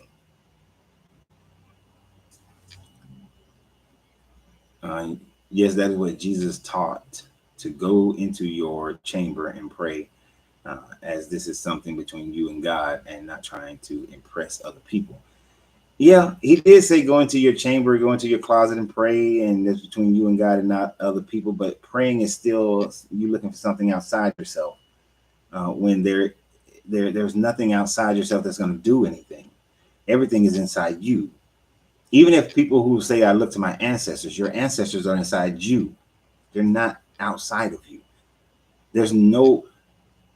This is one reason why I did like the Gospel of Thomas, because and it is also referred to in Mark when he said the kingdom of heaven is at hand. The kingdom is outside of you and inside of you, but it's inside of you which you bring it to the outside. So it's now. It's here. It's all of this. There's no need to look for. Oh, Father, please help me. help me win this $1 billion lottery today. No, it's inside here. So when I meditate today, is the $1 billion lottery numbers will match my numbers. Don't y'all say that today. No, none of y'all saying that today. That is mine. None of y'all say that. The $1 billion lottery will match my numbers. The $1 billion lottery will match my numbers. I see a ticket and I look at it and my heart, and I lose my breath and I'm like, because I won the $1 billion. All right, because they match my numbers. None of y'all go through that. None of y'all feel that. Y'all feel it for me. Y'all be like, oh wow. I want y'all to be like, I'm meditating like Renz won the $1 billion. He won the $1 billion. Oh my goodness. That's what I want y'all to feel. I can't believe it. Renz won the $1 billion. That's what I want y'all to do. I'm doing that.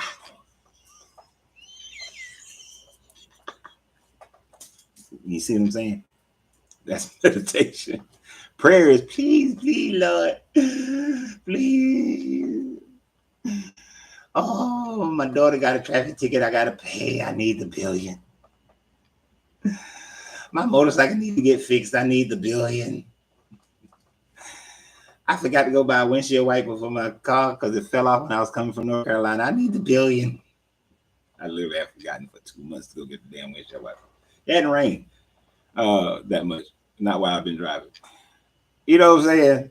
It's, I want to pay this child support all the way off so I can get my passport back. I need the $1 billion. All that stuff. You know what I mean? I literally, the first thing I would do is pay that damn child support off, the arrears, and get my damn passport back. And then I'd be like, hey, y'all, this is Coach Renz. Yeah, we're doing the live. We out here in Lake Titicaca. We're going to talk about all this stuff. But that's the difference, man. No, biblical prayer is to give thanks and to believe you will get for what you are asking for. It's never begging. Asking is begging. It is a polite way of begging. Right? If I'm asking you for something, or if I'm begging you for something, Johannes, can I have some food? Can I have some of your fries? Johannes, can I have some of your fries? They're the same thing. It's just one is more polite than the other. I'm asking you for something. I'm begging you for something. It's the same thing. Begging is just more dramatic and it's more groveling. Asking, and you can transfer from either one with the same words. Johannes, can I have some of your fries? Johannes, can I have some of your fries? Johannes, can I have some of your fries? Johannes, I'm starving. I'm hungry, man. Please let me have some of your fries. John, it's the same thing. Asking is begging. Right? I don't ask for nothing. I command. This is why most people prayers and meditations don't go respond. They don't get they get a negative, they get a no. Because you begging, you asking. And then commands, you got to command it. And then you got to put your feet to the fire to go do it. You want to show me a miracle? Win the lottery, the $1 billion lottery tonight, and don't buy a ticket though. Win it without buying a ticket. So you still got to go buy a ticket. You see what I'm saying? You still got to put forth some action to go with it.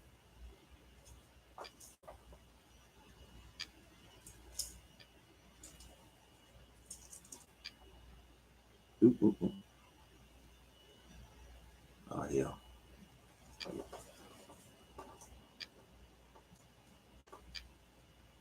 Asking is knowing that a person will probably give you what you're asking for. If you beg, you think you need to convince them. No. So I need some cigars. I need to resupply my cigars. So, Johannes, can I use $30,000 to restock my cigars? I'm asking.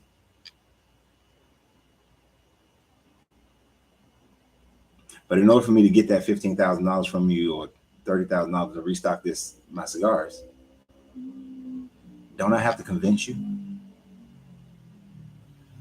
But am I not still just asking? I think in that regard, you're playing semantics. There is no difference between asking and begging. It is not the idea that you think that you're going to get it. Whether you're asking or begging, you still have to convince somebody. Because if you walked in this door and you saw like I'm one of those people where I don't like sharing food. I would rather go buy you your own than share my food. Now, if it's the last that I got, and yeah, I might share it then. And I ain't got no money, I might share it then. But I prefer to just buy you your own. I want every French fry. All right. But asking and begging, they're the same. They're the same. And still got to convince you. Do you think humans were more advanced in the ancient world or during the medieval times compared to now, when we've been so dumbed down that we chose to remain ignorant while having the internet? No, actually, I don't. Okay, so understand. I am. There's more evidence that leads to the idea that a lot of the technologies that we think that comes out of the pyramids, for instance, like a light bulb, and that it was a energy source.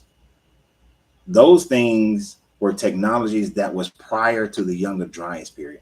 What people don't think about is the fact that from about somewhere in around not somewhere around like 9,000 to 12,000 BCE back to about 15 to 20,000 BCE, we went through the Younger Dryas, a mini ice age that lasted anywhere from 3 to 5 years. So going through that ice age, and after the ice age, everything melted in 6 days. All the ice melted in 6 days. It was one of the most rapid meltings that geologists has ever seen. That would have caused that caused the sea levels to rise 400 feet, which flooded a lot of land.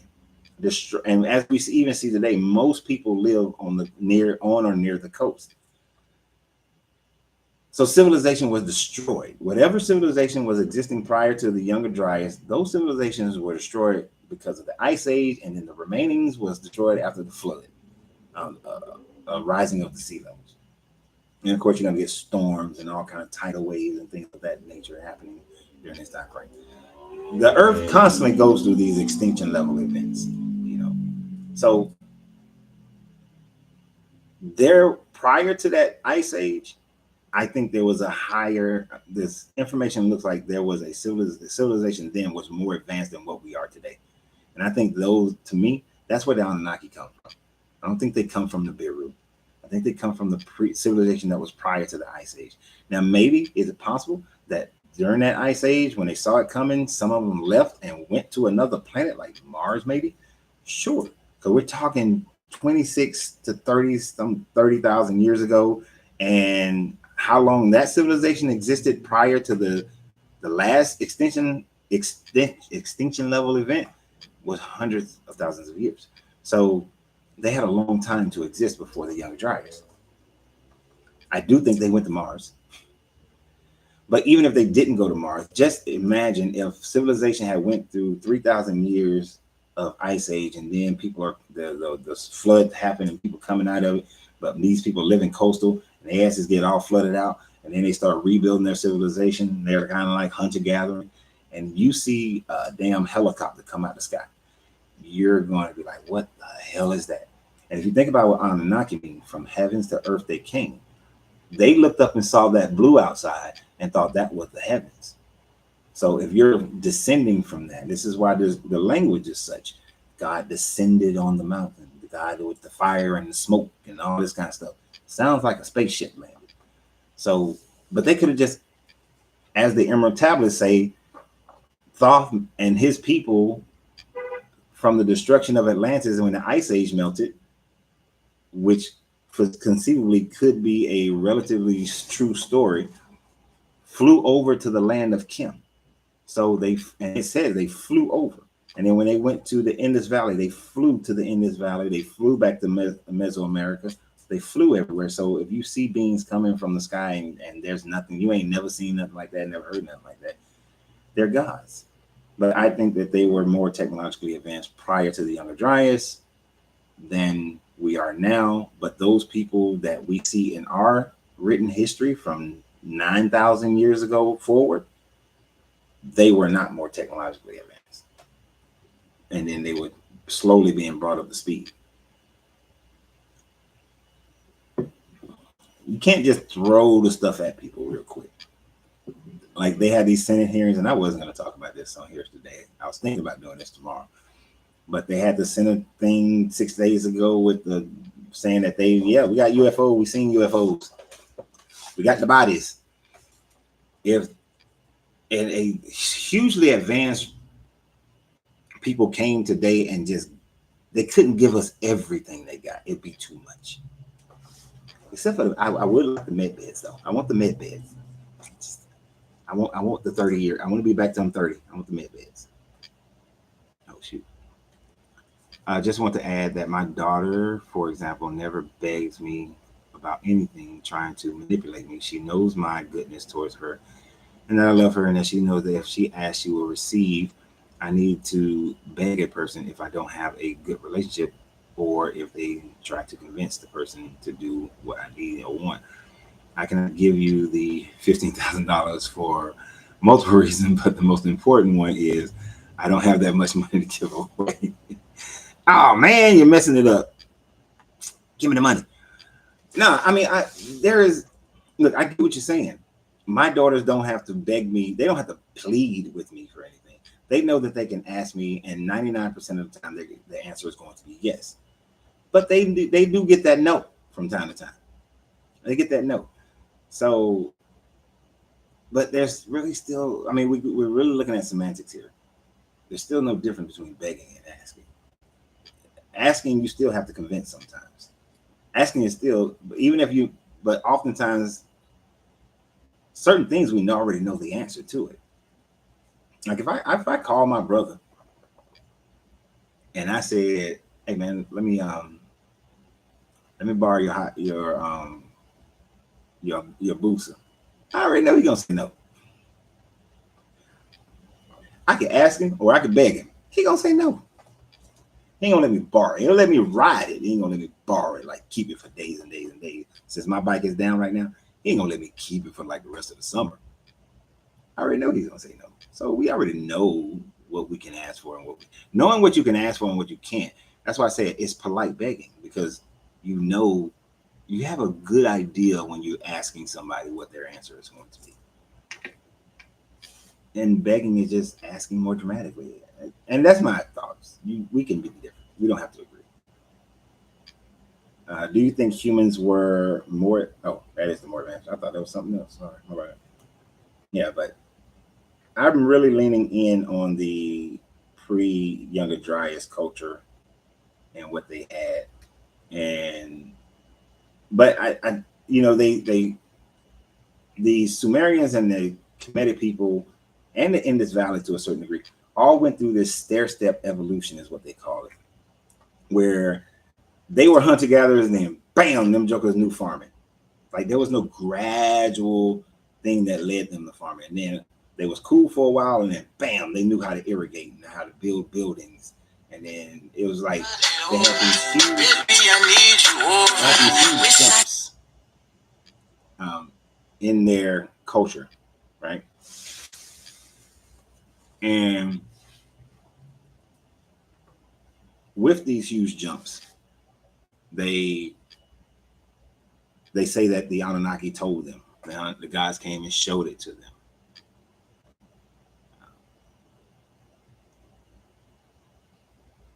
It wasn't something that they developed.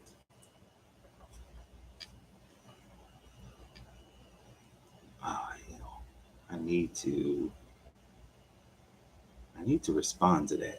I know who called me. I need to respond to it, but I think that would mess up this TikTok one if I were to do that. Hold on, TikTok. This may pause you, but I gotta respond to that.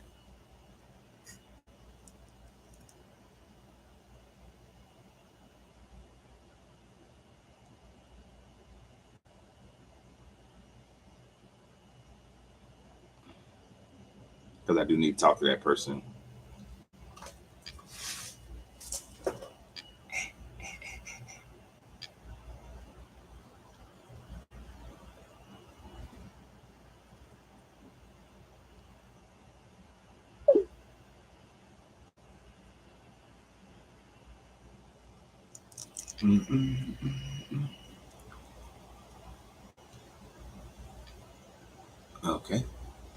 I don't know if, yeah. Oh, well, still there. All right, cool.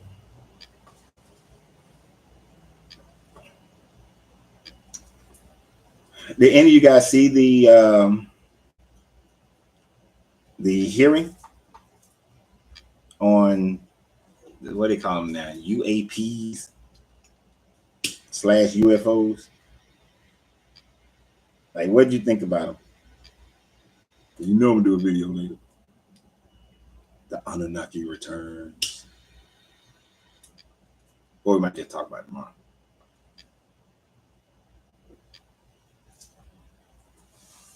I've actually been very surprised that more and more people haven't been talking about the fact of what they said, you know.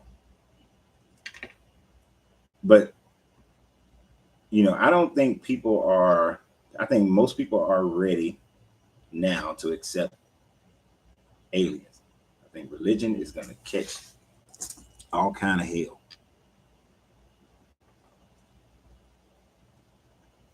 When you say Anunnaki, are they the same as Nephilim, or is that a different reference?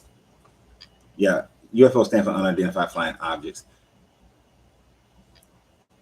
But yeah, Anunnaki, so it's kind of a mixture.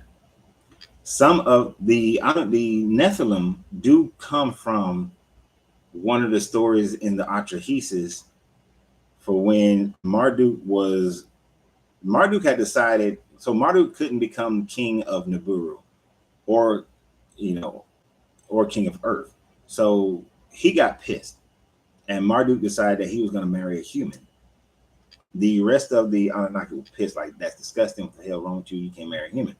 But he did it anyway. Now, at his wedding, you had a contingency of Anunnaki or rather Igigi. The Igigi is part of the Anunnaki as well. But they decided, oh shit, we want some women, and we want some women too. And they was on Mars, and they was like this labor force, and so the goal would come to Mars. This is according to the story. I'm not saying this is what happened. The goal would come to Mars, and then from Mars they would ship the gold to Nibiru so that they can fix their ozone layer. Well, these dudes was like, well, shit, we want some women too. We tired of working all the time.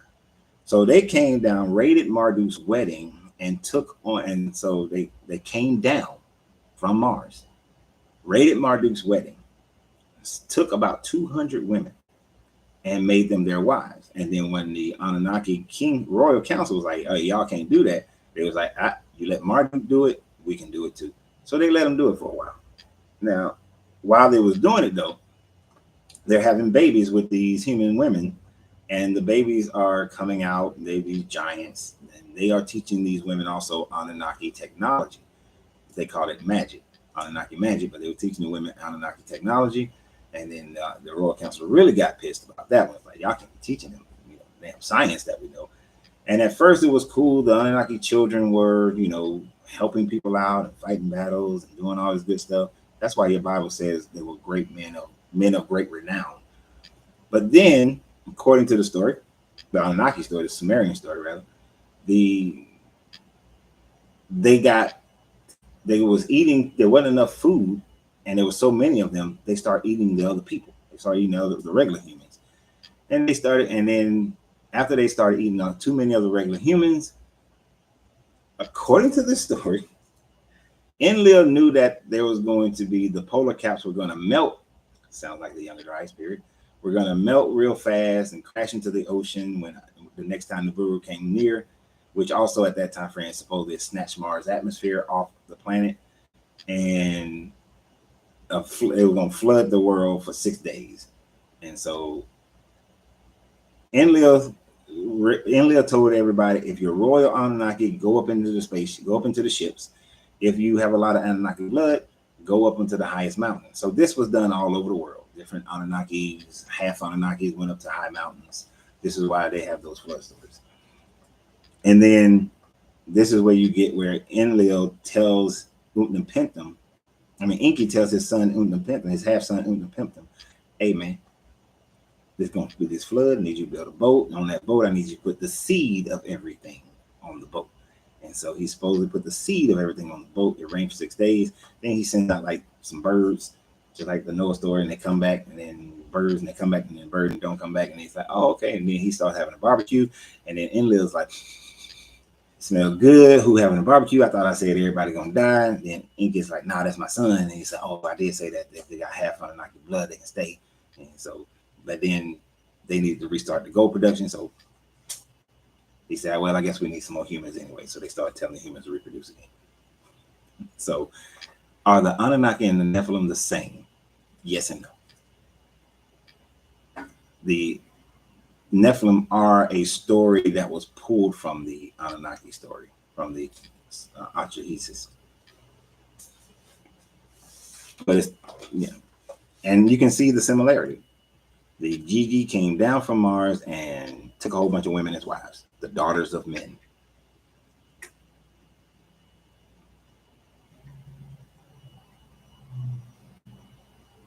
I personally think we humans are more advanced than the Anunnaki, but we fail in consciousness.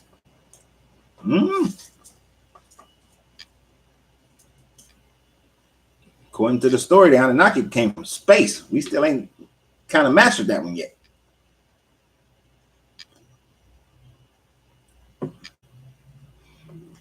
I wouldn't say that.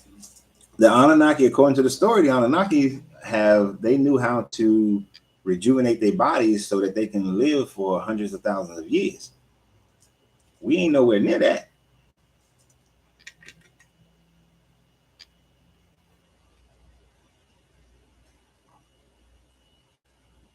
Back then, we was able to build pyramids. We did not build the pyramids. The pyramids are older than our current ancestry. They're older than 9,000 years. They're older. Khufu didn't build shit. The pyramids were built like 30,000 years ago. They were not built in 225 BCE. They were not built 4,200 and something years ago.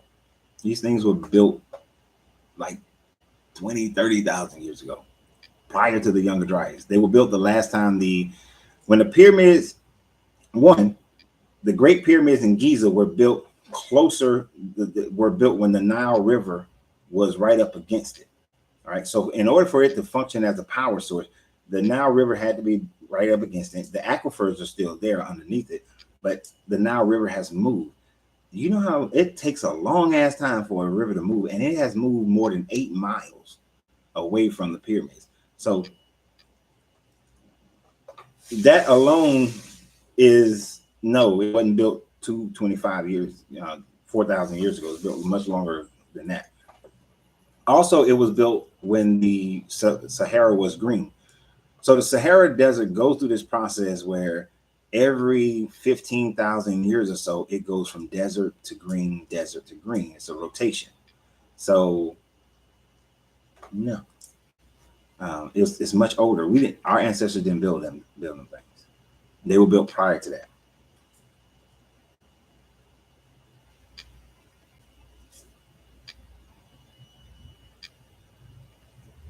Right. And you're saying that the ancient Indians knew the science of fertilization without the microscope research. Well, and that's what I'm saying. They claim that the gods told them about these things. Like which Indians you talking about? I'm talking about Indus Valley. The Vedics said that the gods told them that Krishna and Brahma and all the Lameshi and all them told them.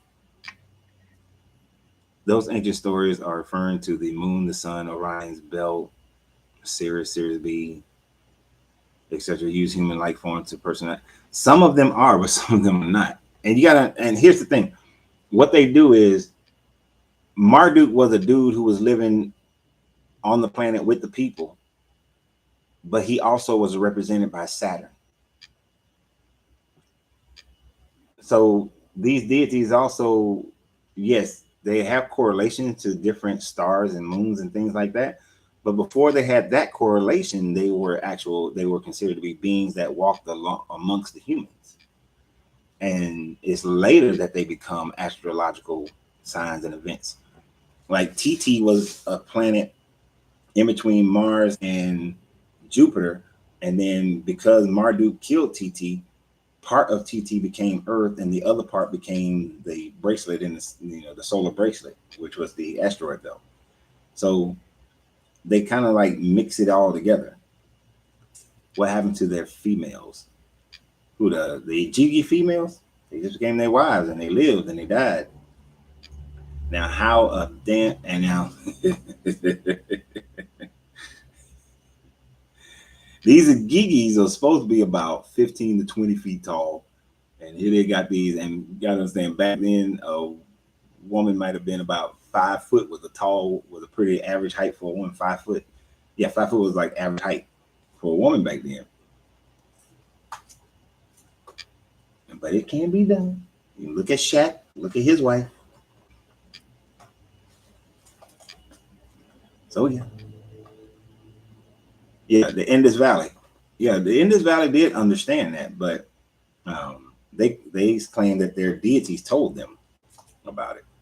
So they wouldn't need the microscope, because if their deity said it, they believed it. Kind of like how people say Pastor said, Brahma said, Krishna said. Yeah.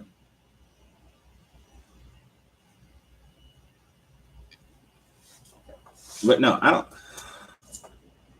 They weren't. Now, did they? And even so my father's family comes from Mali, so they're Dogons. The Dogons knew about Sirius B before Caucasians found out about it. But the Dogons say that they were told this by the Nomos, which was supposed to be this reptilian race that came from the star Sirius, from a planet that circles the star Sirius B. So they don't claim that they discovered it out of their own abilities. They say that the Nomos told them. Same thing with the Indus Valley, the Nagas. The Nagas told them in the Indus Valley that, hey, if you do this and do this, you get a baby. And you got little bitty bugs flying around inside your body called microorganisms.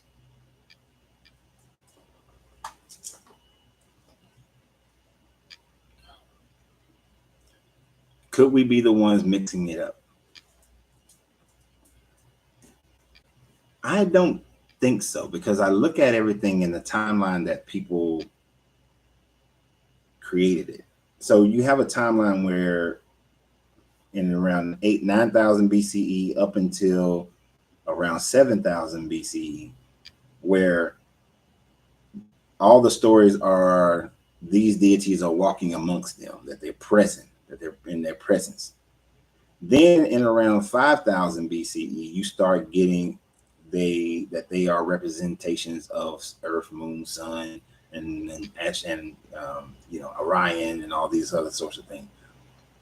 During that time frame, in around 7,000, 6,000 BCE, according to the story, Anu was like, okay, we fucked up our civilization with all this war and fighting and all that.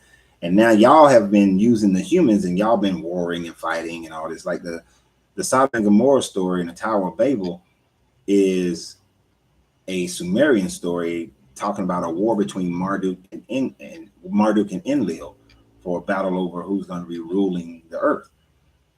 And they started using some variation of a nuclear radiated missiles and stuff. Anu then steps in somewhere in that gap and says, look, y'all need to stop. We're gonna back away from the humans because y'all are just abusing them. But what we're gonna do is we're gonna take those humans that got the most Anunnaki blood or demigods, and we're gonna make them, and we're gonna put them in charge and create royal bloodlines. Now, mind you, Anunnaki used to interbreed too. Like they used to marry their sisters and all that sort of thing to keep the bloodline going. So that's why that's why we did it for a while. We instituted bloodlines based on these families, and they would intermarry. The Caucasian wasn't the first ones to do it. It was started in Sumeria, so they would intermarry. But by putting these people in place, the Anunnaki were like, we can still maintain control from a distance. We puppet them jokers. And it's during that time frame that the stories keep getting told. But now nobody sees these deities like they used to. So they start saying, oh, so he's the moon and he's Jupiter and he's Mars and so on and so forth. And then that just continues to go on and on. And that's why like Hercules becomes Hercules and becomes a star system up in this, a star constellation. Because we're placing him, and Zeus came in and had sex with his mama. I watched the documentary that explained that the Sudanese created ancient Kemet. Ancient Kemet, the golden years. Take a look at it. Okay, I'll check that out. But I've seen that before, not that particular one, but yeah, the ancient Kemetic people were not like these people who was right there. These were like Cushite people who came from the area of Sudan and went up and conquered that region along the Nile Valley and started the Kemetic society. And they went back and forth a little bit a couple times, but yeah, Egypt was born out of the land where the Nile River begins, out of the mountains of Sudan.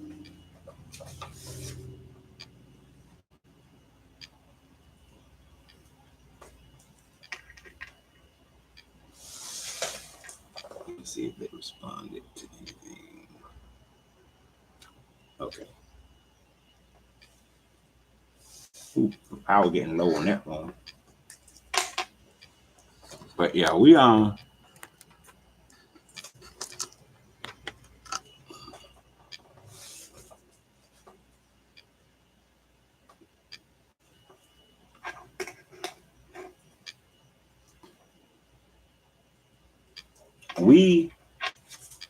our history, we just have to keep digging. Really, we have to keep digging, and then from my own personal experience, we could find some stuff. And different governments today, because of different agendas, will hide some stuff and not tell you and keep it away from you. I forgot the guy's name. He's in charge of all Egyptian antiquities and history. This dude is a complete ass, right? If you find out any information that goes contrary to the accepted stories, he will not reveal it. That glyph, the hieroglyph that had the meta nature that had the helicopter, the airplane, and the jet plane and all that, he had that shit covered up for 20, 30 years. It was covered. Wouldn't let nobody see it. It has only been in this recent decade that it's been allowed to be seen. And of course, people question it. The meta natures that matched the story of off the Atlantean coming over from Atlantis and starting the Kemetic people and restarting that society. He kept that under wraps. He kept it under wraps that the Kemetic people came from Sudan because he wants to keep the Arab kind of way of thinking. That Egyptians were Arab people. He don't like the fact that they're finding out that there were civilizations in Sudan, in Ethiopia that had already been created, that he's keeping it. He's just now allowing for the information that shows that the Kemetic people, when they had in a lot of their times where they were conquered, especially like the last time when they were conquered by the Romans, a lot of those Kemetic people fled into Southern Africa. I mean, they went to Niger, they went to Nigeria, Ghana, they went to Chad, Ethiopia, Sudan. A lot of them left when the Romans conquered them on that last conquest. So that was the final end of the Egyptian dynasties. He's just now letting that connection be revealed. So a lot of these world and institutions, a lot of the world and the institutions, they inhibit knowledge because they don't want to take away from their story. And one of the things that I find interesting is that this dude knows that there's absolutely zero proof of Hebrew slaves. And he's pissed. He was pissed when they found those meta natures and that demonstrated that the builders of a lot of the temples and things And there's a difference between the builders of the Great Pyramids and other pyramids. Other pyramids are built nowhere near as good as the Great Pyramids. It's the Great Pyramids that they can't replicate. They tried their own hand at building pyramids and they built them, but they were not designed as well and structured as well, with the same level of accuracy as the Great Pyramids. There's a difference. So some of those were built as tombs. But the fact that the builders of those structures were highly paid people, he didn't want that to come out because he knows it goes against this biblical story, this Abrahamic story. And although he's Egyptian and should love his Egyptian history, he's a Muslim. And being a Muslim, he got to have that that Genesis story. And the Genesis story leads into the Exodus story. And you got to have the Old Testament, basically. So he refused to admit that there were no Hebrew slaves at that magnitude building the stuff in Kemet. These people got paid. They got paid well.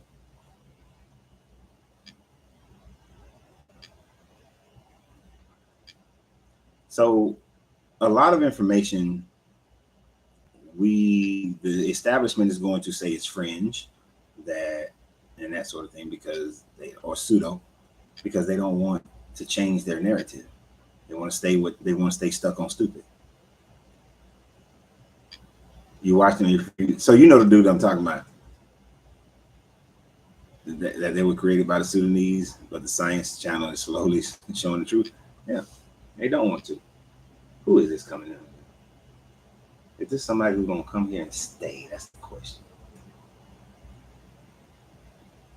I know that's one of my customers. That my cop, old big ass dude. Hold on, y'all.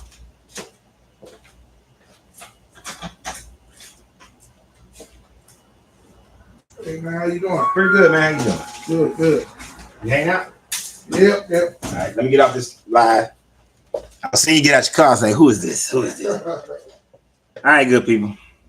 I guess I gotta entertain him. I don't entertain nobody. But so tomorrow I don't know what we're gonna talk about tomorrow. We might talk about this even more. That might be a good subject matter to talk about this. But I don't know. We're gonna talk about something. And then Thursday, we're doing the Gospel of Thomas, and which is, the Gnostics, and even though the Gospel of Thomas is not technically a Gnostic gospel, do have better information more usable information than the damn Bible. So we're gonna talk about that's on Thursday, and then we'll see what we got for Friday. So y'all have a great day. Continue to support the channel. Push everything out, share everything. The followers of Akhenaten and the mass exodus from you. Ooh, that would be a good one to do. I love Akhenaten, but we'll do some stuff. We might do that. Yeah. So that's it for today. I'll see you guys tomorrow between 10 and 10:30. I do know I have to go pick up some cigars, so I will try to make sure I get out early. But Atlanta traffic is Atlanta traffic, and I have no idea. And Big Mike normally doesn't get there till 9, and he's slow as shit. So I'll try to be there at 9 so I can get here on time. So y'all have a great day. Remember, you got to free yourself to be yourself, because your greatness is not negotiable. Good journey, good vibrations. And I'll see y'all mañana. Hasta luego. Hasta mañana.